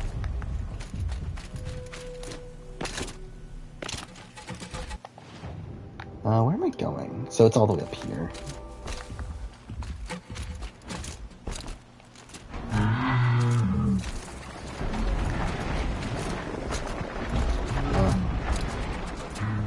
I think Victoria's like around my age too, right? It's just like a year older or so. But again, sure, I have no shot. Not that I really even would want a shot, especially with, like, I'm talking about Sydney. Like, I feel like I would not get along with Sydney long term. I feel like maybe like one meeting with Sydney, I feel like it would be fine. But I feel like in terms of like living with Sydney and like that sort of thing, I feel like that would never work out.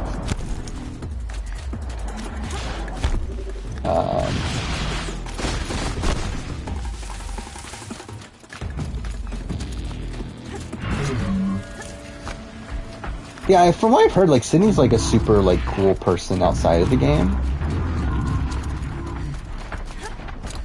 Like, where, like, she seems to be, like, I haven't heard anyone saying anything negative about her outside of the game. But, like, still, like, I feel like there's probably, some narcissism there.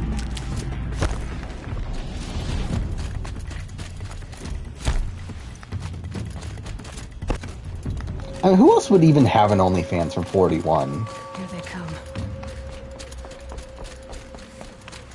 At least it's like Shan, probably not, right? Probably. I mean, like, would Erica? Probably not. Again, from what I understand, Erica's pretty well off even outside that. Like, has a pretty good job and everything. And maybe Xander. Are we saying Xander? Liana? Yeah, I guess so. I don't know, Ricard? Like, are we saying Ricard? I don't know. Yeah, like, I don't think it's, like, super... like, I feel like the people that Survivor cast nowadays aren't really, the type of people that would get an OnlyFans. For the most part. Like, I think 39 is, like, a similar case where, like, I don't know who's getting an OnlyFans from 39.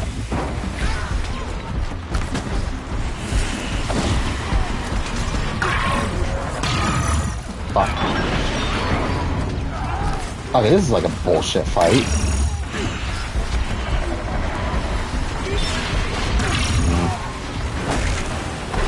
Chelsea Walker, maybe, but again, like, she's another one that, like, is, like, an actual professional. That, like, has, like, a real job.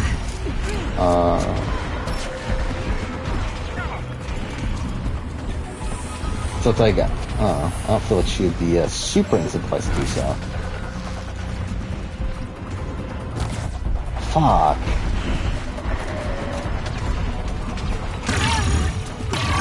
Yeah, like, she's, like, on... Like, she works for IMDb, she's, like, actually in, like, some of the stuff she does, too, right? Like, I know she did that Survivor after show. So, like, again, like, I don't know if they would be, like, too happy with, for having, like, an OnlyFans presence. Where I don't think she would want to risk that. Molly, maybe. What's Molly? Like, what's Molly do outside the game?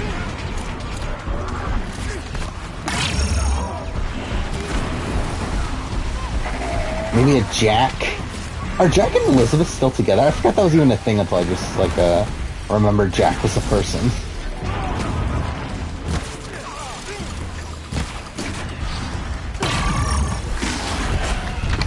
They are? Yeah. So I guess that's probably less likely then. I can't know. I guess that doesn't really matter too much. Oh my god, what the fuck's going on? What a shit fight this is. Okay,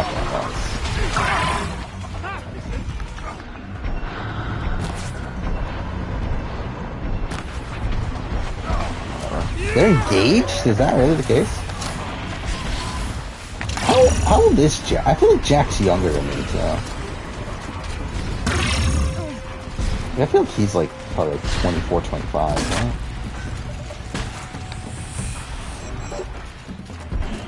I think Parvati would have had one. I mean, like, I think Parvati was, like, wasn't Parvati in, like, Beth from the challenge, like, in Real World and stuff?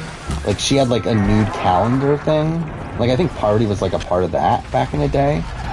So, like, yeah, I wouldn't be surprised, if Parvati would have been involved in that sort of stuff back in the day. If it was a thing back then.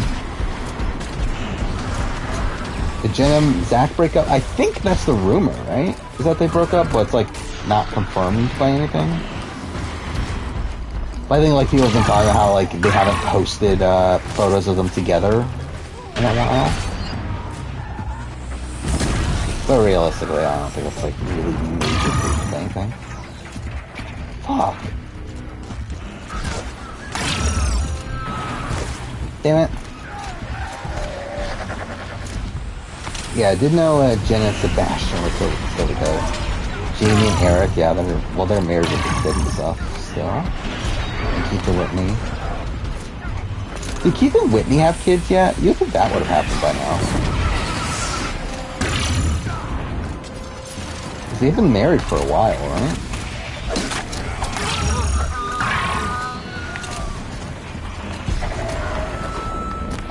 God damn it. Like, I was just moving an idiot. I literally had the shot, like, lined up, but then I decided to move up at the last second, just, like, ruined it.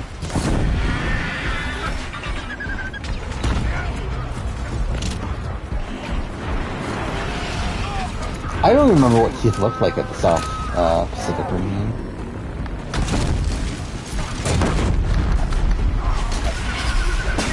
Sorry, look at the Survivor South Pacific reunion.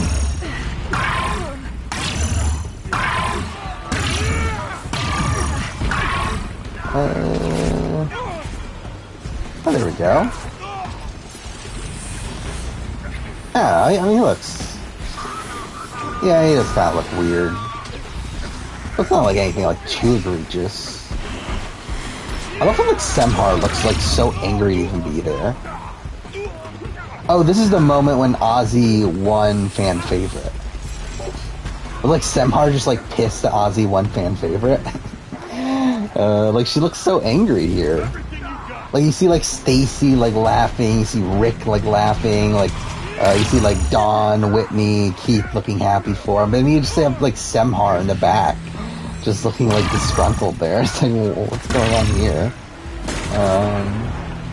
Whatever.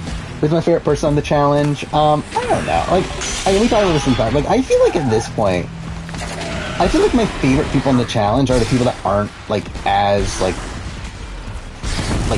famous. Like I feel like a lot of like the big names in the challenge all have like icky things about them that make it like tough to say like, oh, they're my favorite or whatever. But like I would say like people that like I don't have like many issues with. I feel like someone like a Teresa is someone that I've really liked. Like a Kahada, I guess. I mean, CT, like, I guess it probably would be, like, he'd definitely be up there. I don't know, there's a thing about CT to, I mean, like, CT obviously, like, very icky before, his return on Rivals. But after that, like, obviously, like, he's better. I think there's a level of, like, CT being a bit performative to me. especially like recently with like his relationship with like Big T and with Emmy and like all this stuff. It very much feels like he's like playing up his relationships there for the camera, and is like kind of like using them and stuff. It's like I don't feel like that's something I love. But definitely have a lot of respect for him as a competitor, though. Like, I don't think there's anything like outright icky about CT, especially modern day CT. Again, like I think definitely like in Inferno 3, there's definitely some like homophobia from him. Just in general, like him getting drunk and getting in the fights and everything is bad, obviously.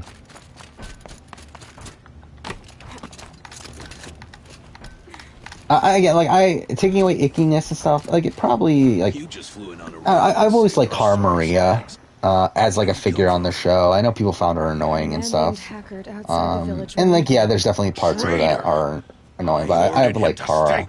I like Evan. He's dead. What? That's who else? rotten dirtwad of a brother. Why didn't Like, I kind of like Wes, but it's like, I also like it's very clear that he knows he's on a TV show and it's like playing up to that. But like, I don't know. He's still a good character. Has anything changed that might have lured the Glinthawks? Have you left machine scrap lying around? I'm trying to think. Like, I feel like there's definitely better answers, but I'm just like not thinking of them. I mean, like Alton's always been a likable guy. So the Carja have been leaving scrap around.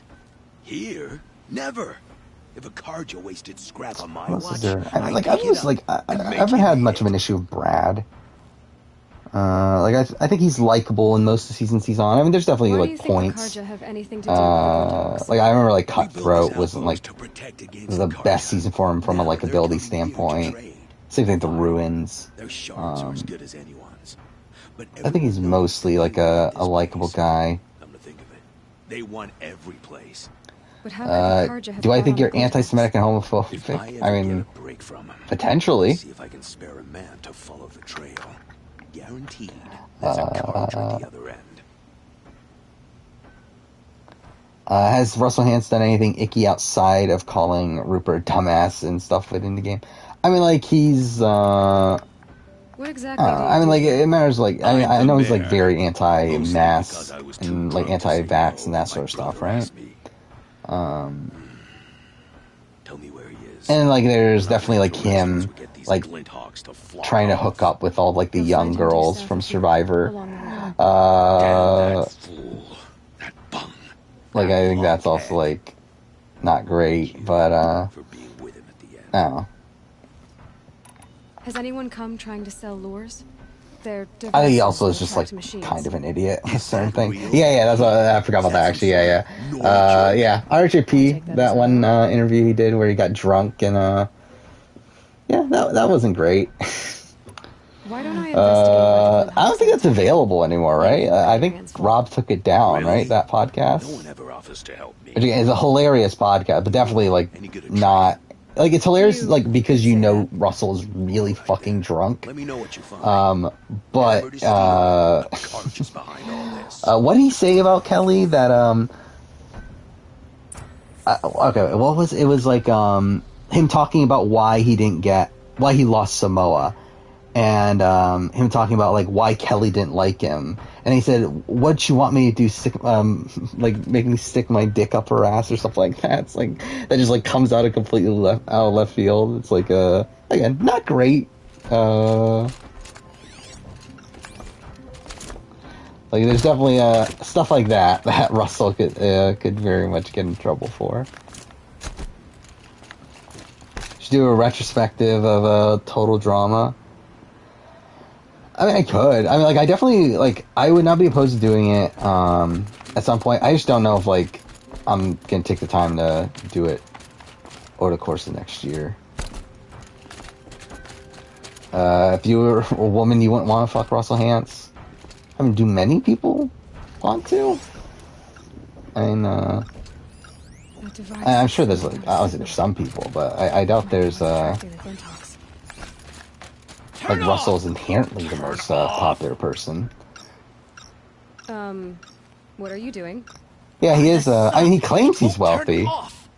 That device is making the Glinthawks attack. I wonder how wealthy he actually is. I don't know how to turn it off any more than I know how I again, turned he it claims on. it. I scrounged it from an old workshop. Actually, something I want to look up right now. Is Challenge All-Stars up yet?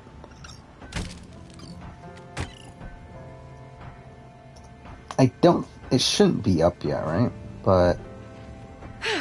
Well, that should do it.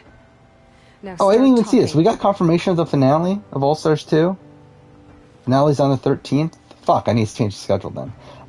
So there's going to be 10 episodes this season? Interesting. So I need to do a bit of an adjustment to the schedule. So I'm looking this up right now. It says finale on... well, at least it says episode 10 on January 13th. Okay, a new episode's not up yet. I know it's usually at 3 a.m., but I did check a few weeks ago, and it was actually up early. Device in a workshop? Yes. Always loved Corinne's brutal cast assessments. Yeah, I like them. I did like them back when she was doing them. Specifically around like the Worlds Apart, like Kageon, like that sort of era. I do feel like she kind of got into like just doing the same sort of jokes after a while, though. But it definitely was fun for a while. As I searched, I wondered how I was a big fan of Key and Peele when they started. But not like it's not like a show that I've like literally watched every single episode of, but what I have watched I've really enjoyed. One could still be there. I was actually a fan of them back on Mad TV. Because I always think I was one of the few people that ever watched Mad TV. Did you know this whole time that device was luring Glinthawks? So I did enjoy watching, seeing them get their own show. But when I came back, do I think Russell's rich? I mean, like, beheaded by one of those flying I think he certainly has money from somewhere. I just don't know how rich, because like obviously in Samoa he claims he's like really rich. Like I don't think just beyond my campsite. But after I think he was probably exaggerating there, but I think he's certainly probably like wealthy enough. You can't reach it now. I still have not heard any rumors for Challenge 38, but then I haven't been looking recently. Imagine if Russell was on the challenge, that'd be hilarious. Stay away from that workshop. I feel like Russell would be trying to sleep with like almost every girl there.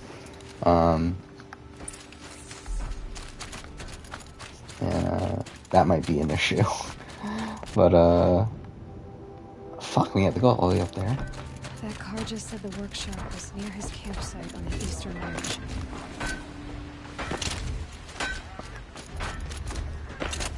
We had nowhere else to run. Video of Lawan getting in the wrong car. I wonder if like that's available. Like, what's the one's YouTube channel?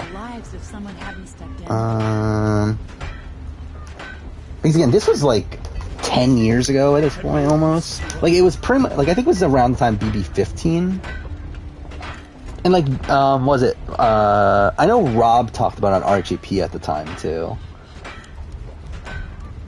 But I don't know how to find the YouTube channel at this point. I'm trying to look it up.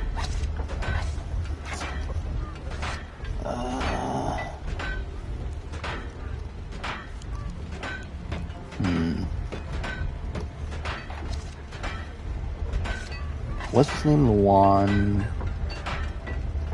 Oh, whatever. Lawan Big Brother, I guess. Again, like, it's literally like a channel of him, like, doing videos in a car. Like, it's just like vlogs of him talking in a car for most of them. What madness! I don't know how you would find this nowadays.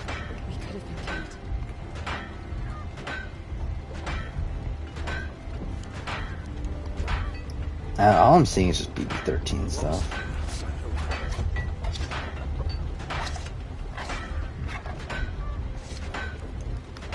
Yeah, don't really know where you would find it.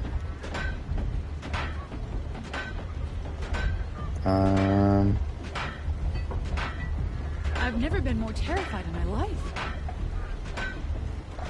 Where are we at? Have I seen Lydia from season 42's Instagram? No, I have not. She looks like a psychopath? Is that a thing? What's her name? Let's look this up. Survivor 42. Lydia Meredith. Oh yeah, I forgot. She's like an actress and everything. I forgot about that. Any one of us could die. So I definitely would not be surprised if she's a bit out there. Who's a better player, Lawan or Big D? Probably... I don't know, actually. It might actually be Lawan. Okay, it's Lydia Meredith. I'm glad you're on our side.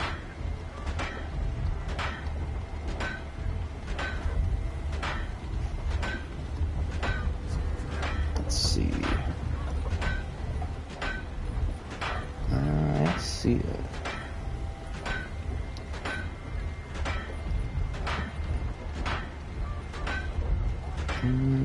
Why did this have to happen? Is this one right?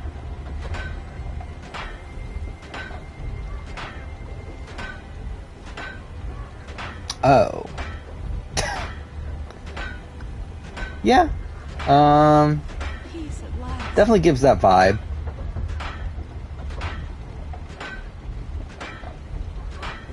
Yeah, this is yeah, this just looks like a preview of yeah, I mean that's something. Imagine if you try to fuck Lauren. I'm sure he would try. Yeah, this is Russell Hantz we're talking about. How did I get stuck here? Really? This is really a thing? There we go.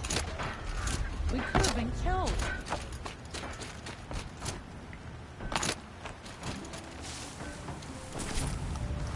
So where am I going anyway? What would Lauren say? I don't know.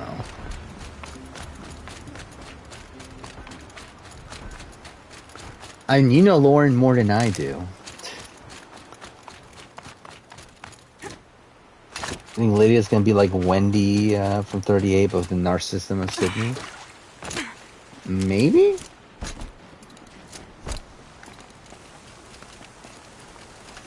Actually, I just want to see something here.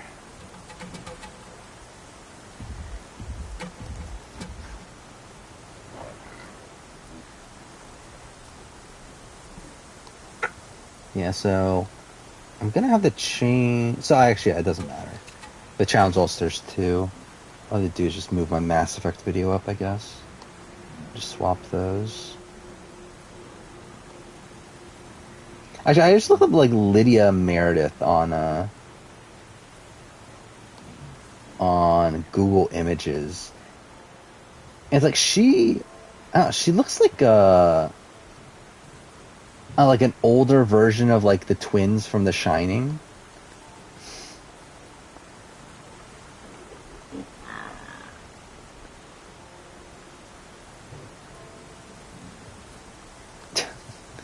Like, I don't know.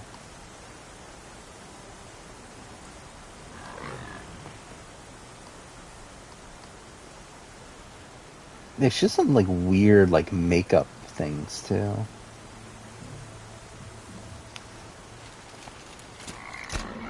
I think she's similar to Natalia. There's gotta be a way to override even these things. Yeah, that's not the vibe I get, but. Oh, we're talking about Sydney back. Yeah, I think that's. I still stand by that. I think Sydney was pretty similar to Natalia. I think probably just a bit more like flirty. I don't know if that's really the right term, but a bit more like. I think Natalia was like a super serious person. I feel like Sydney wasn't as serious. I don't even know what I'm trying to say at this point. Yeah, I think there's a bit more fun with Sydney. Oh, fuck off. Do I think Sidney would fuck Russell? Probably not. But who knows? I mean, he did date Michaela. Like, I do wonder how much of it is, like, her playing it up, or how much, like, is she actually interested in Russell? Doesn't she have a boyfriend and everything? At least I'm pretty sure she did at the, like, before 41 aired. Like, I haven't, like, obviously I haven't bothered, like, keeping up with, Sydney's love life. We're talking about Michaela Wingle from, Survivor South Pacific. The one that, Brandon Hance called Delilah.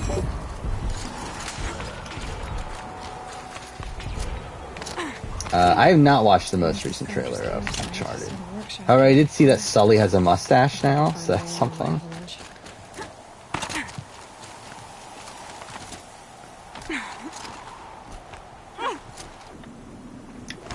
Okay, that's something. Russell's 200 on Cameo?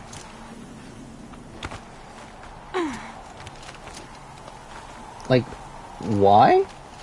Like, Russell seems like someone that, like, I wouldn't have been surprised if Russell did it for, like, $10. I feel like Russell's the type of person that, like, you would think that he would do, like, cameos for, like, every living human being. But, I don't know. Chanel from 42's an army recruiter? That sounds interesting. Got too much already. I get Chanel and Drea confused. Like, one of them's Canadian, right? I assume it's Drea that's Canadian? Oh, he's $1 more than Boss Rob. Yeah, that's definitely why. It's like, I gotta be more than Boss Rob. Game, thank you. I haven't talked about the fact that I have been playing more of Kenna. This last time I streamed. Which I think I'm kind of almost done with. I think I only have, like, I think I'm about, like, 3/4 of the way through. So I'm hoping to finish that before the end of the year, but we'll see. Yeah, Drea's Canadian right now.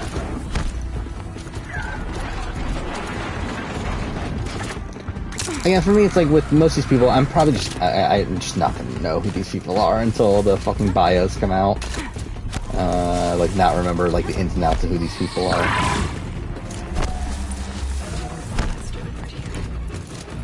Just 300,000 followers? Yeah, I feel like Survivor's been doing that a lot recently, like, getting these, like, people that already had somewhat of a following coming into the season. Like, these even, like, Shan and Ricard both had, like, decent Instagram followings, right? Before the season even started.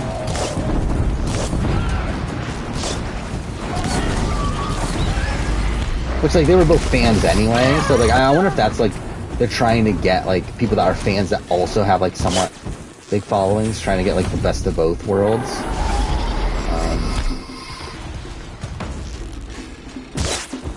Fuck. God damn it, like... Whatever, there we go.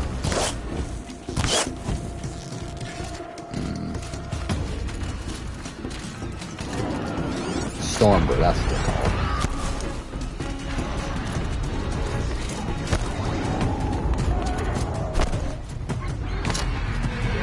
Oh, okay. Oh, shit.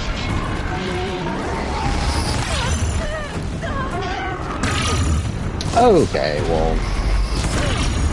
what the fuck? God damn, okay, this fight's gonna take forever. Like, it's barely taking any damage.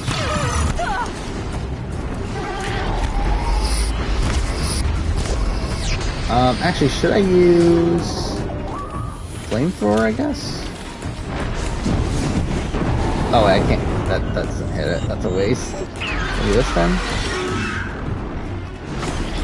Alright, these are... Oh, fuck off! That doesn't hit it either? Okay, well, that's some bullshit. Oh, whatever. Let's just pause this real quick. Just try and get caught up in chat. I mean, yeah, it's obvious, like, with the... I mean, to be fair, I think the Survivor alum following the new Survivor people, a lot of that comes from the rumors, but yeah, I mean, I think it's pretty apparent who's on the cast. But yeah, the picture of Rockstoy on Inside Survivor, isn't it just the picture from the trailer? Like, unless they added another one. Let's see. Let's see the page. Wow, my computer's running super slow. I really need to restart it. There we go. Oh no! Yeah. It's a picture from the trailer, right? Yeah, that's a picture from the trailer.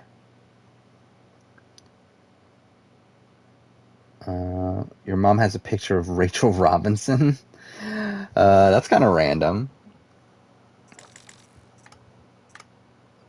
Oh yeah, about the Uncharted thing. I haven't watched the Uncharted trailer yet, but I have seen like images from it. But yeah, like I don't know.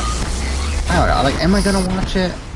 I probably will, but it's like I'm probably not gonna watch it years. I don't think. Like, it's weird because like with the Legacy of Thieves collection, that's what it's called, right? The PlayStation, PS5. Okay, that was bad. The PS5 remaster of Uncharted 4 and Lost Legacy. You get a free ticket to the Uncharted movie with the purchase of it. But it's like also it's like, do I care enough to go to theaters to watch Uncharted? I don't know if I care enough. God damn it.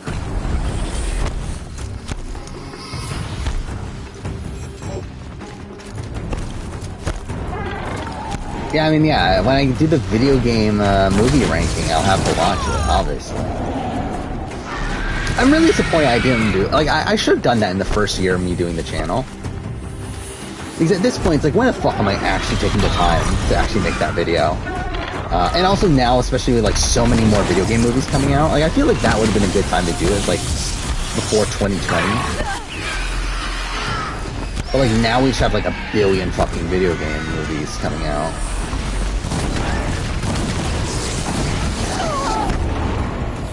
Oh, I'm an idiot. I could have used this. Oh, that doesn't even do that much damage. Yeah, you'd think that would do so much more damage. Alright, well, that was too late.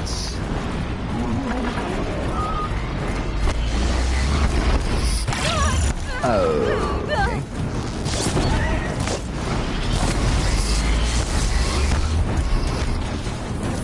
But yeah, like, from what I've seen with the Uncharted movie, they're, like, really copying a lot of... Like, they're kind of, like, taking things from, like, all the games. Where, like, there's, like, the, you literally have the plane scene, right? From, like, Uncharted 3. Which, like, also, isn't this supposed to be canon? So isn't that also kind of weird? It's like, we're literally having Drake do this exact same, like, falling out of the cargo plane thing. That happens twice in his life at this point. I don't know. I don't know if this is still supposed to be canon, but I remember at one point this was supposed to be canon. So it's like, it's just weird if it is.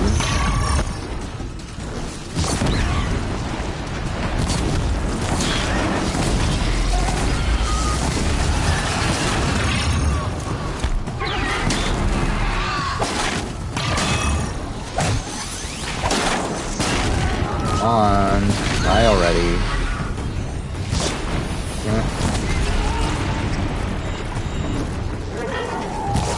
Damn it.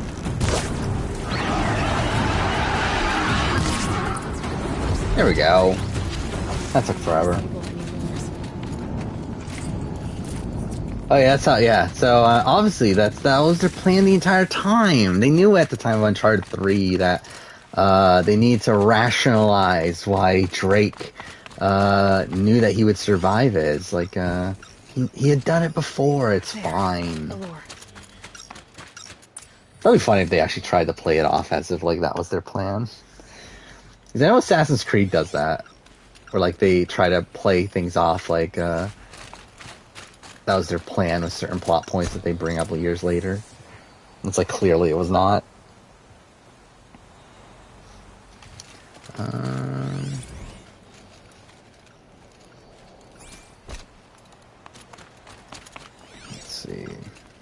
No? Still can't. Oh, wait, of course. I started to scan right when I moved.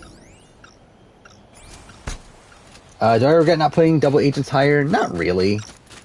Done. I'm conflicted on, like, should I bother putting A and W on the list? Like, obviously I did because it was a full season of television that I reviewed over the course of the year. But also, it does feel weird to put A and W on there. But outside of that, like, I have no grievance. Like, I stand by double agents being that low.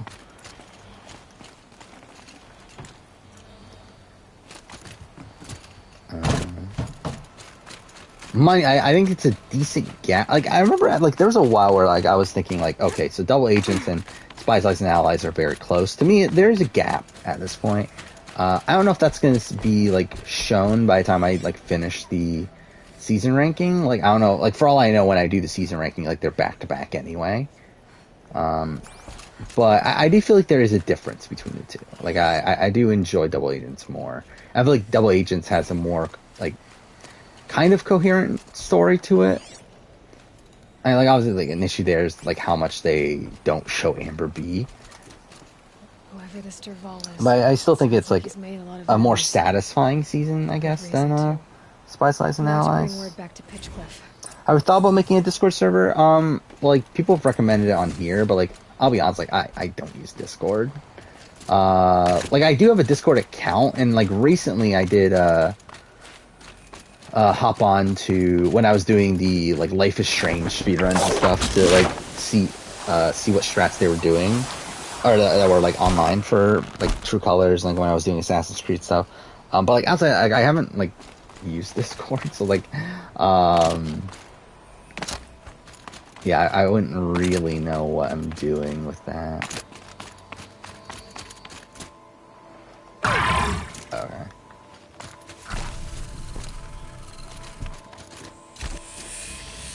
First 6 episodes were great. I think it had, like, a good-ish start, right?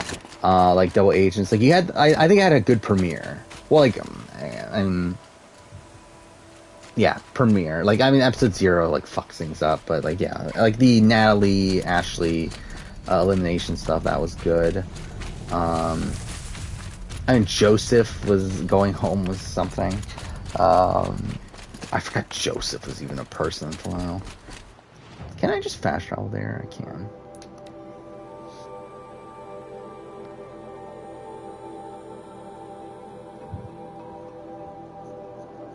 Yeah, like, I know Bryce has been doing some stuff on Discord. That's something.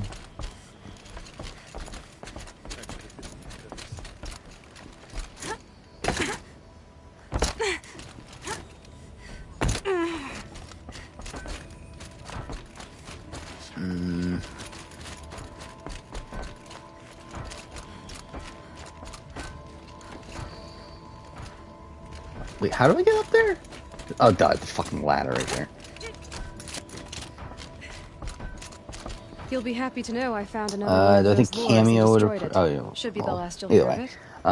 By fire and spit, you went above and beyond. Like, are you trying to be a person that makes cameos? If that's the case, then no. But if you're trying to get a cameo, then sure. Shake your hand, as my brother would have. On behalf of Pitchcliff and my family, I thank you. Alright, there's that. I don't know, what else do I want to do here? I think we're probably going to wind down a bit. I think we'll still do this, because that was what I initially was trying to do to begin with. I think maybe after that, we'll probably call it a day from a gameplay standpoint. Why not? I mean, Cameo only takes the big names. Cameo, like, I mean, for Cameo, don't they have to, like, call you first? Or at least I know that's how it worked, like, for a while. I don't know how it works now. But I remember for a while it was, like, Cameo had, like, you had to be contacted by Cameo first, not the other way around.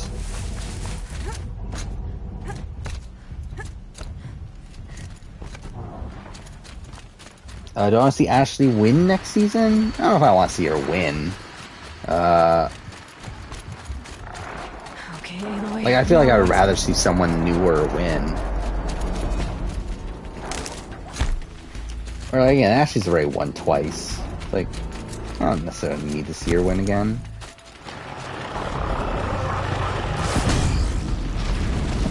But I would like a decent run from her though. Oh.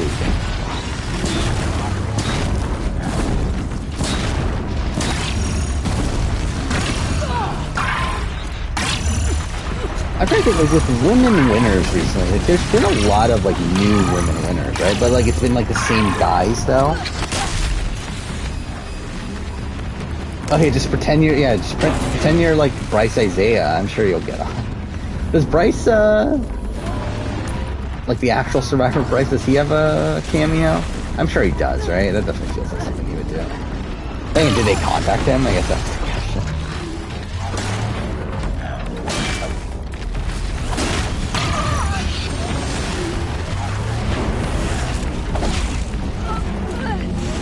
For some reason, Challenge fans want a no-winner season. I wouldn't be opposed to that personally.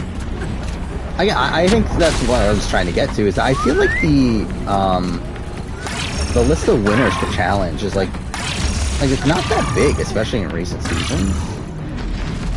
Where like I wouldn't be opposed to like having like these people talk about having a all winners challenge season, but like you can't really have that with the recent challenges because there's not enough winners. From recent seasons. It's like a lot of the, and like again, like I think women-wise, we've had a lot of like newer women winners, but even then, it's like, what do we have? We have Casey, which is like whatever. We have Amber B. We have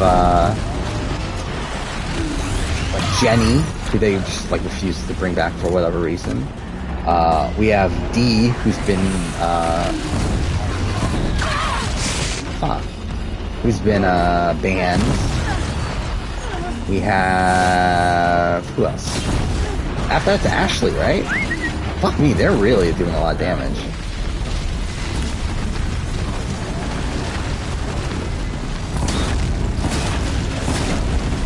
And after that, you got what, like Cara Maria, you have Camilla who's banned. So like, there's not, even then, there's not that many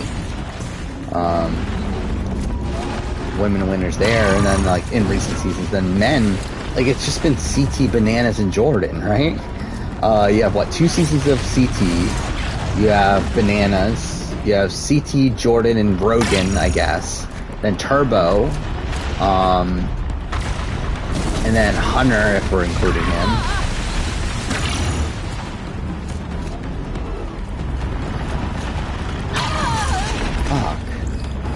Then what? Then Jordan again. Then CT again. So again, it's like there's really just not that many recent winners of the show. So I think if you ever actually do ever want a like all winners season of the channel, like you need to get more winners on the board.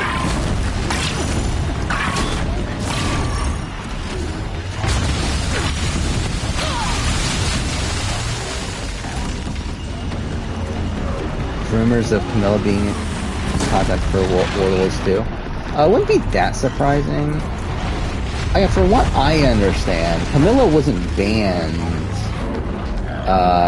due to like her actual like due to her like racist tirade and anything like that. Like she was banned due to liability issues, where like it would cost more for them to insure her on the show. No, it's just like a pain to handle in terms of production.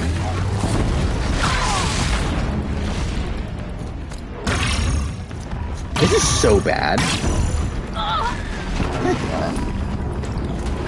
I think production liked Dan for David vs. Goliath. I don't know. I think they liked what he brought to the show. I don't think he's like a favorite of theirs though. Like I don't think he's like someone that at this point in particular, like, I don't think they're like dying to have him back. But I think if like season 40 had been All-Stars, like it's just a normal All-Stars season, I think Dan would have had a decent chance of being brought back there. But again, like I think in the grand scheme of things, I don't think they're like in love with Dan.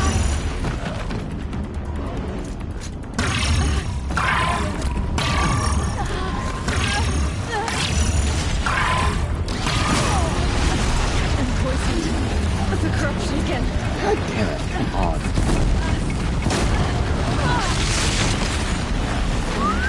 Yeah, fuck playing this game on anything but easy. Like, these fights just take forever.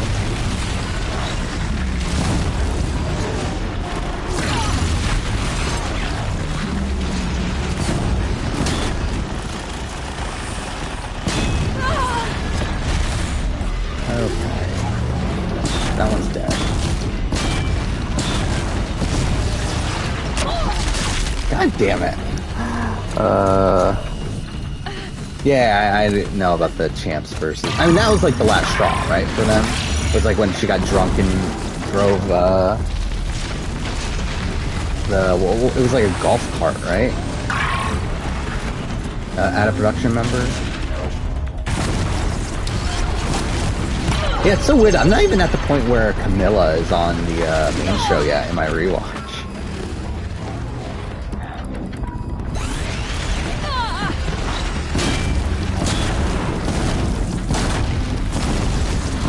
Yeah, I guess I'll have to watch Spring Break Challenge also. I forgot about that. Yeah, I guess I'll probably watch that. What's the worst merge tribe name on Survivor US? I think it's No Bag.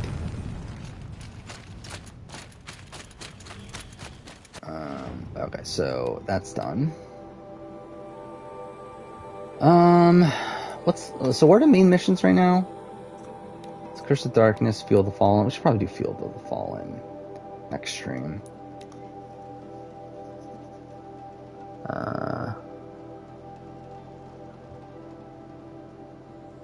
Yeah, she's not a racist, she's a mother, obviously. I mean, that's definitely what Camilla's most known for.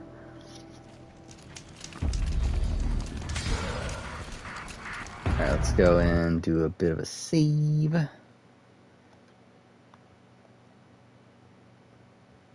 Alright. Again, I think I'm done with playing the game for tonight. Oh, is there anything else to talk about?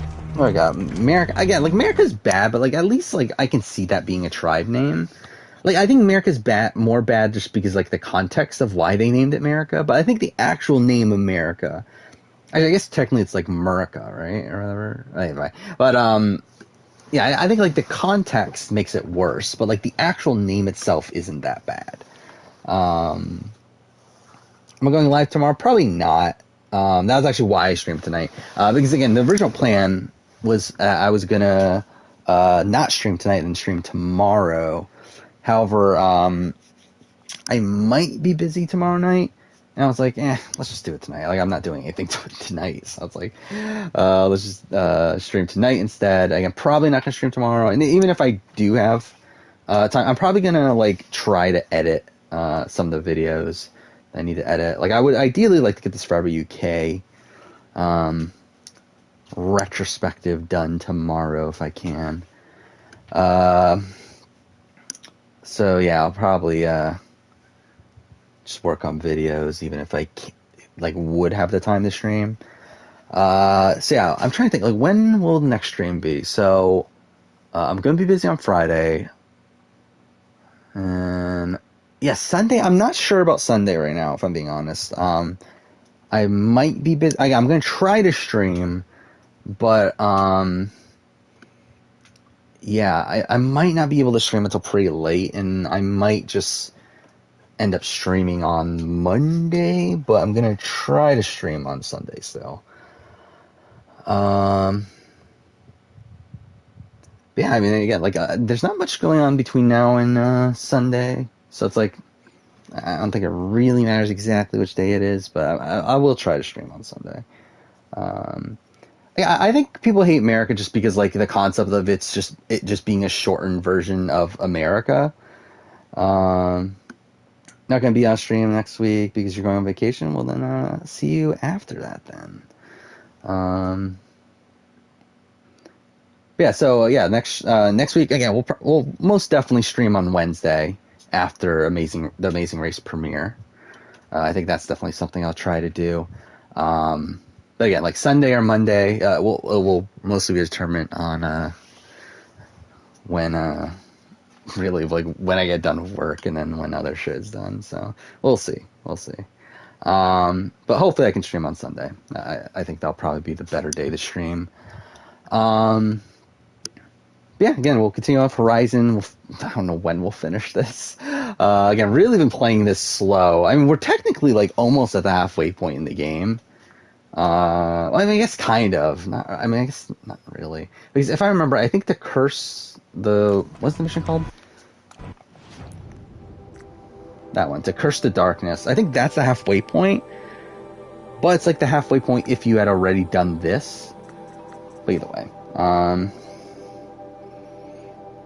Yeah, there's a Canadian tribe, they just call it. So Canada, so it would be Anata. That'll just be weird. The Anata tribe. I'm still surprised that they, seems like they haven't considered doing a US versus Canada season. Like, you would think when they opened it up for Canadians to be on the show, they would have tried to go in that route. But, like, now that they're not doing, theme seasons, obviously that doesn't seem too likely. But yeah, actually, it's something I want to look at. Wait, what time is it? Oh, it's not even fucking 3 o'clock yet. God damn it. Yeah, I did want to see if I could have watched Challenge All Stars 2 before I went to sleep tonight, just to kind of get that out of the way. But it's probably still not live.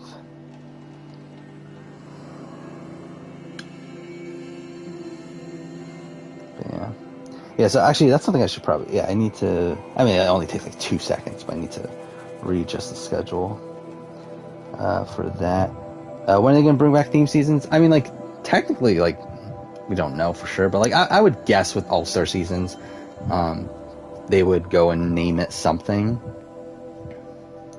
And, like, I don't think they're, like, completely done with themes. Like, I think that's more of a short-term thing. Like, I think if they eventually come up with a theme that they feel like is worthy to name the season after, then they'll do it. But, oh yeah, I do see, yeah, so episode 8 is up. So I'll probably actually go ahead and watch that immediately after I finish this. Kind of get that out of the way. Yeah, so that's something. I'm trying to think, where are we at in the season? This is probably the final elimination before the final, right? Yeah, so what, Casey and Kahara just got DQ'd. Yeah, so we're definitely nearing the end now. Which I will say that my opinion of the season as a whole is like probably gone down a bit in the last few episodes. Like, I was very, very high on it. Like, was it after episode like 4 and 5 to where I was like, oh, this is like potentially like top of the top tier. I think at this point it's probably like a bit lower.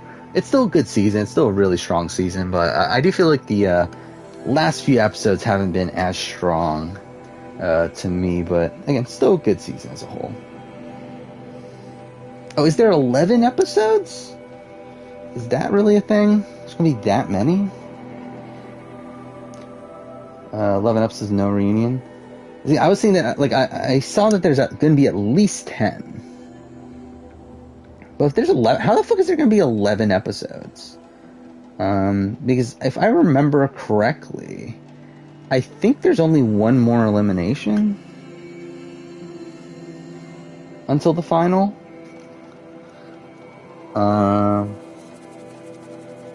But, like, if this newest episode's episode 8, then that means that there's probably... Yeah, even if it's a 2-episode final, that would be 10 episodes. Like, unless there is a reunion... Well, actually, no, I don't think there is a reunion, right? Like, we haven't heard of any reunion. So I don't know why they would make it 11 episodes. Based on, well, I know episode 9 isn't the final? Interesting. Are they really bloating it out then at the end there? Because, like, I do know, again, like, I'm spoiled on this season, so it's like, I know that supposedly a team, like, I think there's a similar thing to what happened last season, on season 1, where, like, a team gets eliminated. I don't know if it's like they get purged out, or if there's like an elimination in the middle of the final or something to that nature. But I believe that is the case, where there is a team eliminated like right at the end. But like, are they really going to make that its own episode and then also a 2-episode final after that? That seems a bit excessive. But I don't know. I guess we'll have to see. Yeah, I think if they do, I think that's dragging out the season a bit too much. Yeah, we'll see. We'll see how the season plays out. Either way, like, it's definitely stronger than the first All Stars. Like, even though I liked the first All Stars again, I put it at what, number 6 on the seasons on the reality TV ranking.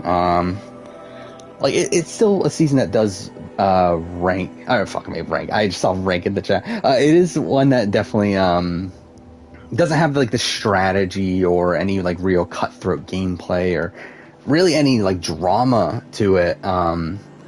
Especially like after the first few episodes. And I feel like that's definitely an underwhelming element of it, to where like this season definitely improves upon that in almost every way. Can I rank every challenge season by its format? Potentially down the road. And the thing is, like, I feel like there's a decent amount of seasons that have like almost the exact same format. Just like with maybe like a slight modification. I feel like at that point it's like kind of becoming arbitrary. But yeah, I think that would be a decent idea. Yeah, because like I'm trying to, like, Inferno, like all the Inferno seasons are. No, Inferno 1 is different, right? From Infernos 2 and 3, but then Infernos 2 and 3 are pretty much the same, except for that Inferno 3 like kind of fixes the life shield. So that's the thing. I think Gauntlet 2 and 3 are like mostly the same, but like there's like slight difference in. Oh no, they're not, because the captain thing in Gauntlet 2, right? But anyway, I mean, like, I guess there would be like at least enough differences there. Was I surprised by the placements that I gave on them? Yeah, I mean, I was surprised. I'm trying to think. Like, so, like, obviously, I knew BB Can was gonna be 1. I knew SA was gonna be 2. I'm trying to think. I guess I was. I don't know, actually. Now that I think about it, probably not. I mean, I guess like maybe All Stars being 6, like Challenge All Stars being 6 was probably a bit higher. And I guess Big Brother VIP being as high also, because like that was what, like number 7 or 8. But either way, like it was like around the middle of the list. Like that's pretty good for that as well. So yeah, I mean, like, I guess in retrospect, probably not anything too major. 41 should have been lower. I don't know. Again, like, I think the main argument I could have made is probably like Circle Season 3 probably being number 3. Like, to me, 41 and Australian Survivor had to be back to back. Like, to me, they're like very similar. Like, I have this very similar issues with both of those seasons. To where, like, I felt like them being back to back was kind of necessary, and then like the argument is like the Circle Season 3 is it above or below it, and like I can see the argument for it being above, but it's like also it's like at the end of the day it is just the Circle, which I just think is not as good of a show fundamentally as Survivor is. But I think like in like again the Circle US Season 3 is like a top tier season, if not the best season of the Circle, while Survivor 41 is like a upper middle tier season, I guess. And like same thing, Australian Survivor Brains vs. Brawn is like probably the same thing for Australian Survivor. So yeah, I don't know. I guess BB23. What was BB23 on the list? Like it was like number 8 or 9, right? Or actually, no, was it maybe that was number 7. I think that was number 7 now I think about it. Either way, yeah, I guess in retrospect, probably not anything. Yeah, so BB23 was 7. So that means 8 was Big Brother VIP, right? And 9, Celebrity Circle. 10.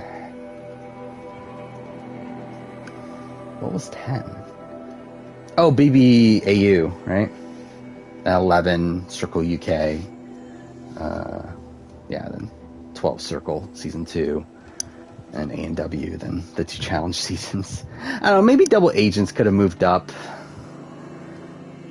I don't know. It's like the thing that like I debated over Circle Season 2 being lower than Double Agents, but like my main issue is that I would rather rewatch Circle Season 2 than Double Agents. Where like to me Double Agents is like it's just such a long and bloated season that like I just can't really I don't know. It's like I can't really see myself like enjoying the process of rewatching it. Well, like at least with the Circle, it's like it's a shorter season, 12 episodes. It's like, I feel like it's probably a more enjoyable experience. And again, that one's like more so tainted by like the context of when I watched it.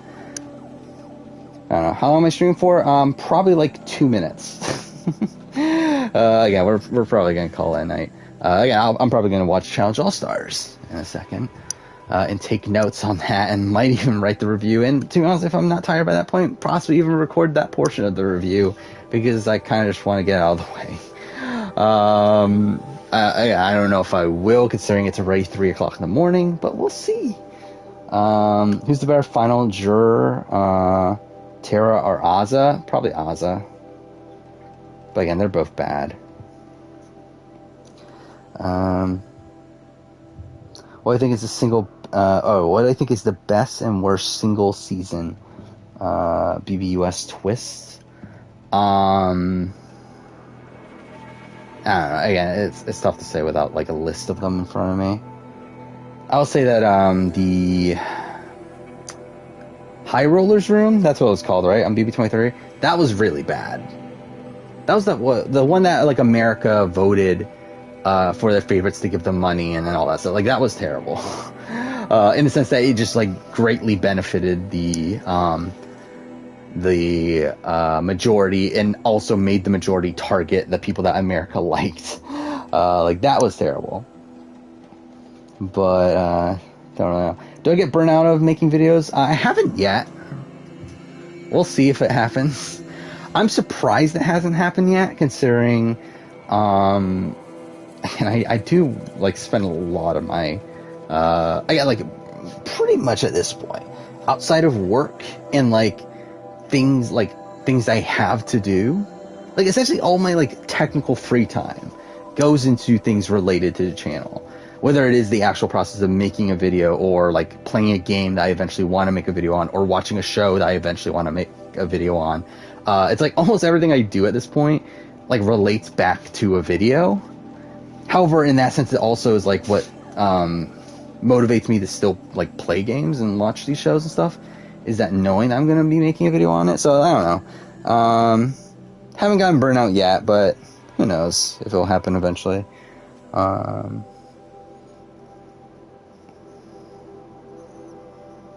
Should I hire an editor too? I mean, if I did, I probably would have better videos. But also, I just don't think it's worth it financially. But definitely would be able to, I mean, if I did, to be honest, I would probably be able to do more videos, and in that sense, potentially try to turn this into like a full-time thing. But also, it's like, I don't know how realistic that is. But in the current state of the channel, I don't think it's really feasible. Or, it's feasible, it's just not, like, it's not worth it. Battle of the Block, Battle of the Block is bad. But it's like, there's probably technically worse. I think the problem is, I think the problem about the block is like, yeah, how much it benefits the majority, and it pretty much is a twist that like gives the majority more outs, and like making it much less likely for the minority to gain any power, and also the fact that it is a twist that like lasts for the majority of the season is also pretty bad.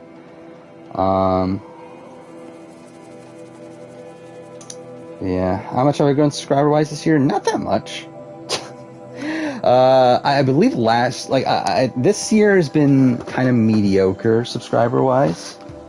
I believe view-wise, it's pretty much the same as last year. But yeah, sub-wise, the growth was a bit less. Which again, I'm not. I've talked about the future of the channel for a while. That I don't really. We're gonna hit 10,000 probably either at the end of January or beginning of February. But like, I don't really see us hitting another major milestone after that. Like, I'm not really. I'm not thinking it's very likely I hit anything. See, I've only gotten 2.8 thousand subscribers this year, which is down 39% from the year of 2020, where there I got 4.5 thousand. So, again, subscriber growth is lower. At the peak of, like, in terms of what sense? Like, obviously, like, I'm at the highest subscriber count I've ever had. But in terms of highest subscriber growth, was probably, what, BB22? I'm trying to look this up. When is that? Yeah, July. Yeah. So BB22. July of 2020.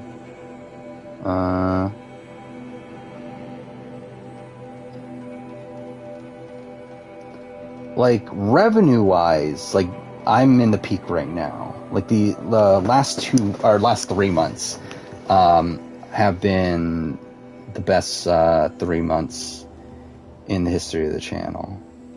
Or, like, last month alone, I made like 3 times more than, like, the average month before that, or the average month, like, before, like, the increase. I'm expecting that to drop in January, because that's typically how that goes. But, like, revenue wise, it's the peak. Subscriber wise, again, like, 2021 was not the greatest. Again, subscriber growth has dropped. But I think a lot of that has to do with, again, I don't think my content's for everyone. I think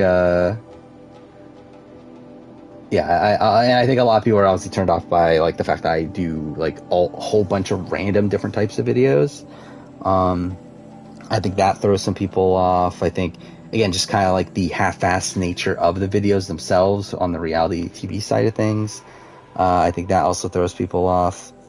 So, yeah, not surprised that subscriber growth has dropped, especially when there's not, like, again, like, the biggest portions of when, like, subscriber growth was at the highest was when we had these, like, massive all-star seasons coming out. When Survivor Winners at War was when the channel really picked up, when the Winners at War, like, cast reaction and stuff. And then later when the actual Winners at War, like, end of December 2019, early January was very strong. And then, like, obviously BB22 was massive. And then after that, just, like, kind of dies off. Or, like, I would say, like, on, like, average, I probably get, like, 5 to 10 subscribers a day. Actually, probably even less than that, really, on average. It's probably closer to, like, 5 to 8, probably. But, yeah, like, subscriber growth as a whole has dropped. Though, like, again, views is weird because, like, it's technically, like, I would say my average day, or, like, I would say the median day has dropped. I don't know. Like, this year's been weird where, like, January was very, very strong. Like, January is my best month ever view-wise. January of this year. And then these last few months have been pretty solid as well. But it's like, since January, I haven't had a single day where I had over 10,000 views, I don't think, right? Yeah. Which, like, compared to last year, I had numerous days that had over 10,000 views, but I also had a lot of days where I had, like, I don't know, like, barely, like, over 1,000 views. Where, like, this entire year, I believe Christmas? No, Christmas was actually better. I forgot what day it was, but, like, there was only, like, 2 or 3 days that I had, like, less than 2,000 views. And, like, one of those being, like, very recently. So it's, like, I would say, like, the average viewership per day is up, but, like, I had lower highs looking at this, I only had 2 days this entire year that had over 10,000 views, and both of them were in January. So it was the day that the Jeff Probst Nightmare Cast video came out, and then the week after that, when like that video was still on a high, and then I also had the Champions vs. Challengers video came out, I think it was, that also did really well for whatever reason. Or it's like this, I mean, like recently I've been getting a lot of like 7,000, 8,000 view days, but like nothing has really cracked that 10,000 view marker. Yeah, like the highest recently was October 30th at 8,900. So, yeah, it's like the like highest the highest day is lower than what it was last year, but like it's been a more consistent year. Or like, yeah, like my most viewed day was the day, weirdly, I think this was my Dreamcasting Big Brother All-Stars video. The day that video came out, where I got 14,000 views. And also the day that my BB 22 cast reaction video came out, I got 13,200 views. And then what was that? June 13th. What was June 13th? Was that my top 10 player? Yeah, top 10 player Survivor. When that video came out, that got over 10,000 views that day. What was it? January 5th, 2020? Got over 10,000. Oh, that was the 42 cast speculation. So again, like there were a lot more like days that had higher highs, but not as many days. Like, I mean, there were a lot more days. Like, I think my average viewer, like on my average day without a video or coming out, like it was probably, yeah, like probably somewhere around like 2,000 to 2,500 was like the average viewership. Well, like this year, it's like the average viewership is more like 3,000 to 3,500 on an average day. So it's like, again, like they equal. Like I got the same, pretty much the exact same amount of views this year as last year. Yeah, actually, I'm looking it up now. Actually, this year might actually be like slightly less. I'm literally like 10,000 away, and I don't think I'm gonna hit. Well, no, actually, no, it's 3 days, isn't it? Because this is including the 29th. So I might hit it. It's pretty much gonna equal out. But that's with like this year not having as high of highs. And there was a pretty bad stretch this year where like from like June to September was really bad.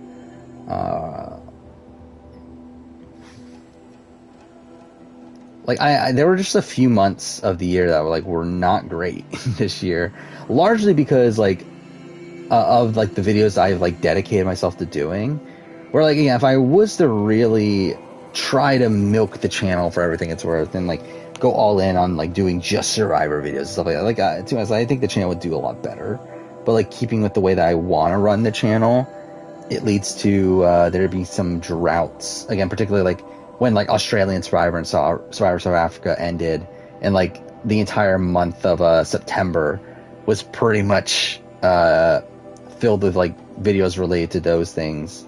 Like Australian Survivor, South Africa, American Ninja Warrior, stuff like that. It's like that's just stuff people don't care about for the most part. Like the average people. Hey, Truett. Yeah, we're about to end stream. Again, like just got asked about some analytics related things, so I just started like running through really overall how the channel did this year as a whole. But yeah, probably gonna call it pretty soon. But I don't know, it's been a bit of a weird year. And to be honest, next year's probably gonna be a similar thing. Like I think the schedule's fucked for next year, realistically. Like January, I think is good. Like I think I scheduled January well enough. But like February, like I think it'll be okay. but then I think once we get to March, it's going to be a bit iffy, where like there's just so much stuff. Like we got Celebrity Big Brother related videos, we got BB Can related videos, we got The Amazing Race on as well. It's like, and like all those things are things that just aren't going to perform as well as like your standard Survivor video. So it's like that's going to kind of ruin the analytics there. And then even moving forward, it's like we got Australian Survivor, we got Survivor. Well, I mean Survivor 42 should be fine, but like BB Can 10, like some other stuff that's like it's not going to like do well for the channel, but it's like stuff that I'm still going to do, but because that it's probably going to harm the channel analytics wise during those months. And again, like there's going to be some really wonky months, particularly like again probably like March through like June. I think might be a rocky period. I think May might be a bit better because at least you got Survivor 42 ending. But even that, I mean, like even December here, like it was good, but like certainly could have done better. And that was with having like 2 other Survivor videos outside of the 42 or 41 related stuff.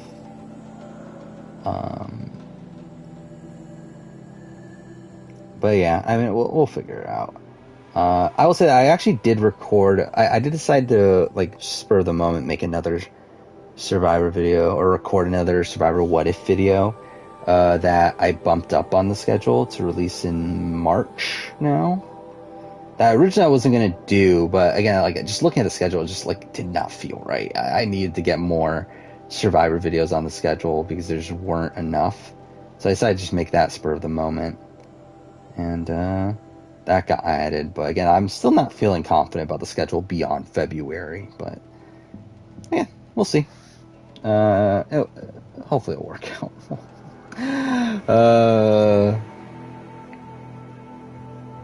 Yeah, I think Borneo was edited so weird because they didn't know how to edit. Yes.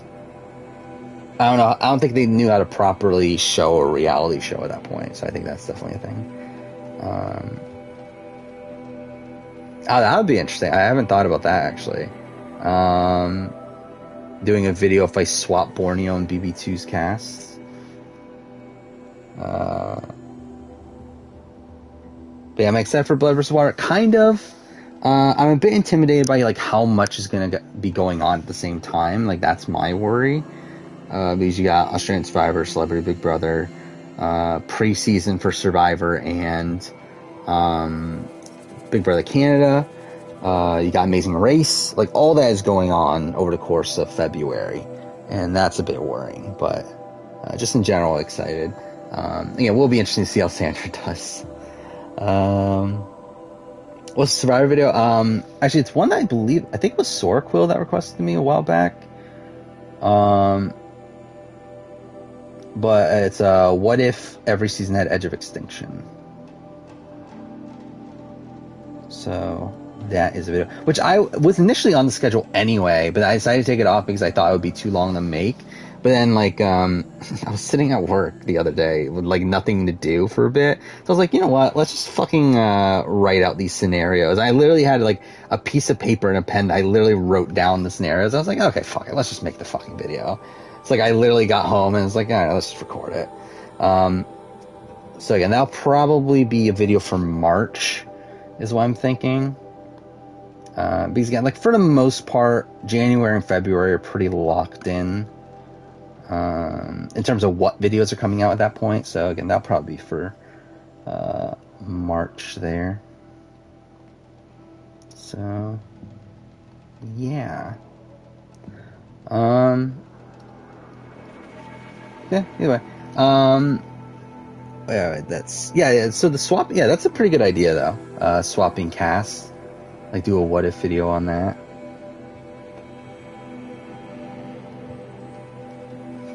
Yeah, I'll jot that down, actually.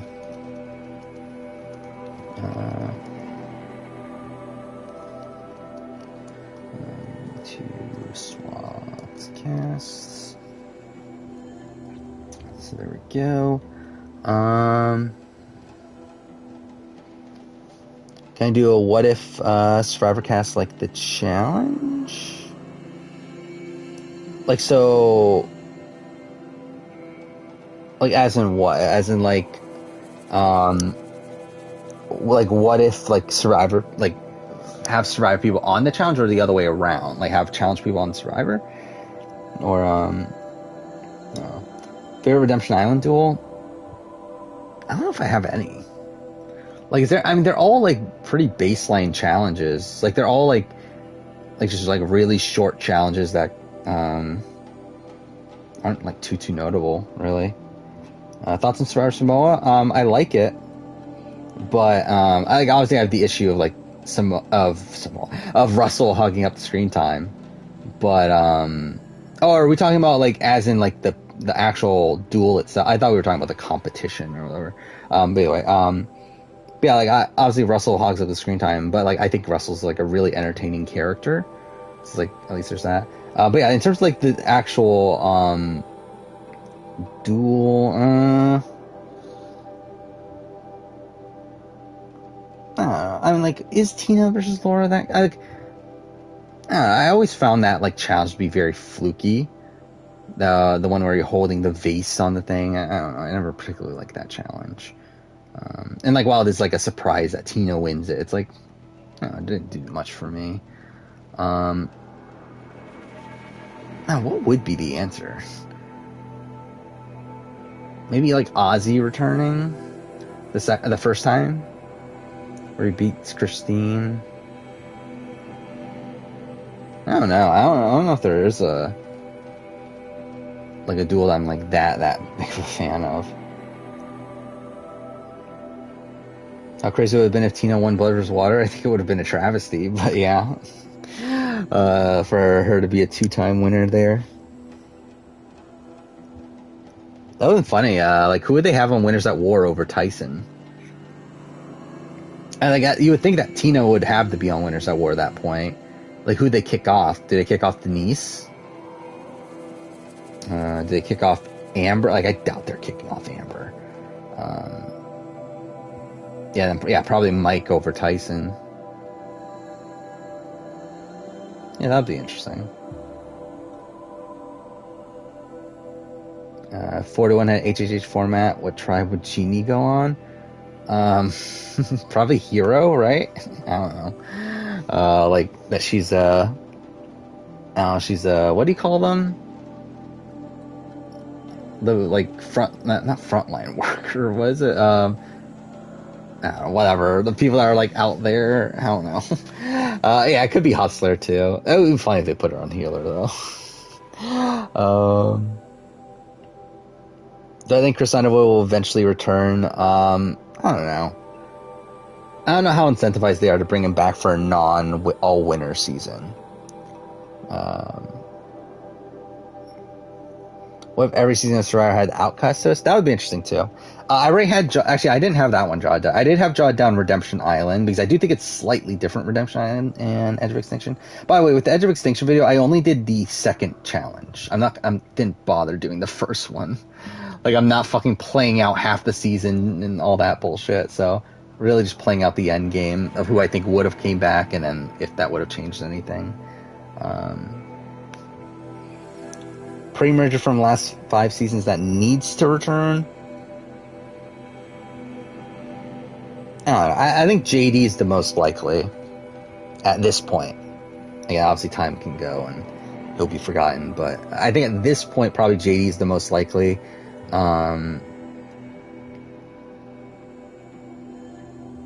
I don't know, what's 5 seasons ago? I guess that's David vs. Goliath at this point.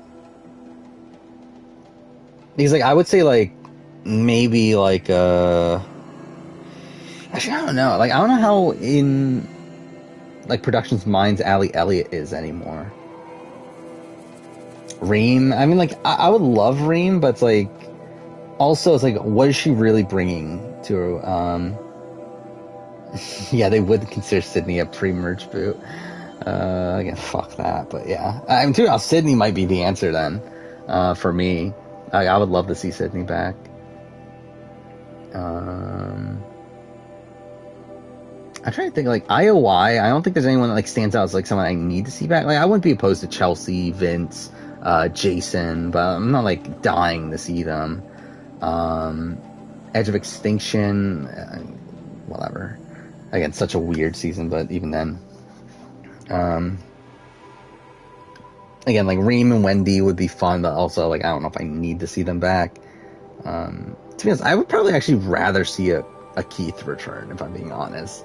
Well, like I think Keith has more to bring to the table from a game standpoint than Wendy or Reem. And what, David vs. Goliath? I mean, again, Natalie Cole would be fun, but again, I don't know what she's really bringing game wise. Natalia maybe would be interesting.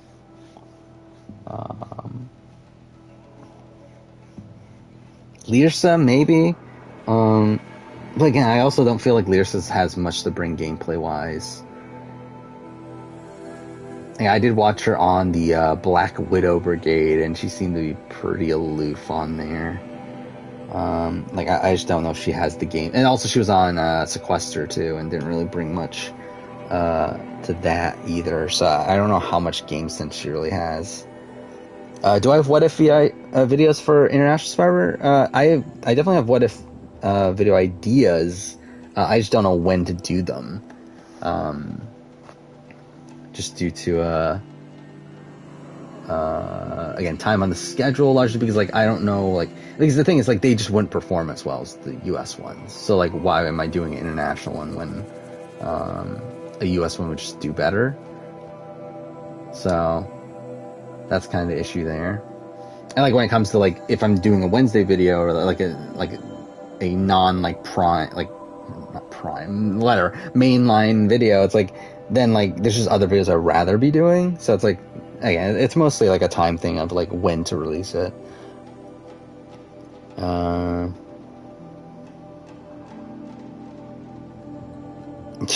What if Brain vs. Brawn's Brains vs. Beauty vs. Brawn? Who is Chris gonna be on over Winners at War? I mean, like, I don't think, like, if I were to guess, I don't think Chris was ever like a locked in person for Winners at War. I think they asked him, he probably wasn't that interested, and like, I don't think it really went beyond that. Like, I don't think it's like, oh, they had his spot on the cast and like they swapped him out for someone else. Like, I think it's more so like they gauged his interest. He wasn't that interested in doing it right away, and they were like, okay, let's move on.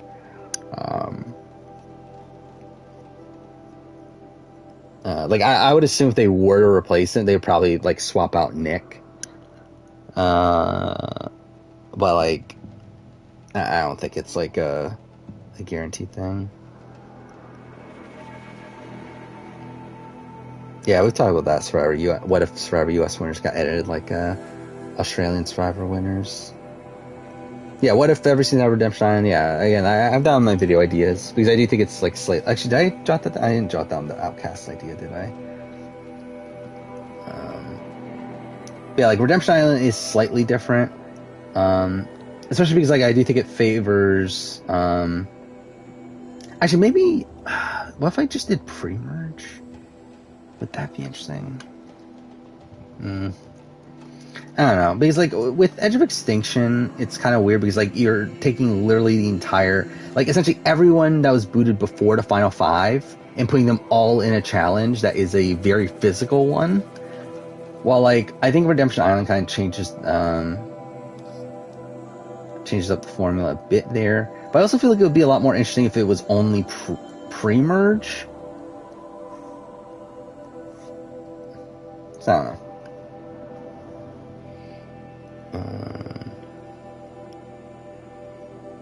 Was Dean's Go Army moment a good character moment for? Not really. Like, it's something I barely remember. Like, I feel like for me, Dean, the things I remember a lot more from Dean are like him finding the I forgot, was it an idol? It was an idol, right? Like on the finale when he like finds the thing under Tommy's nose.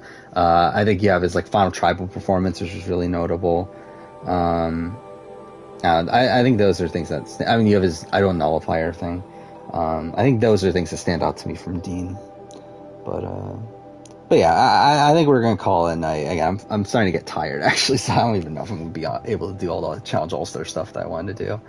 I'll probably still try to watch the episode though. But yeah.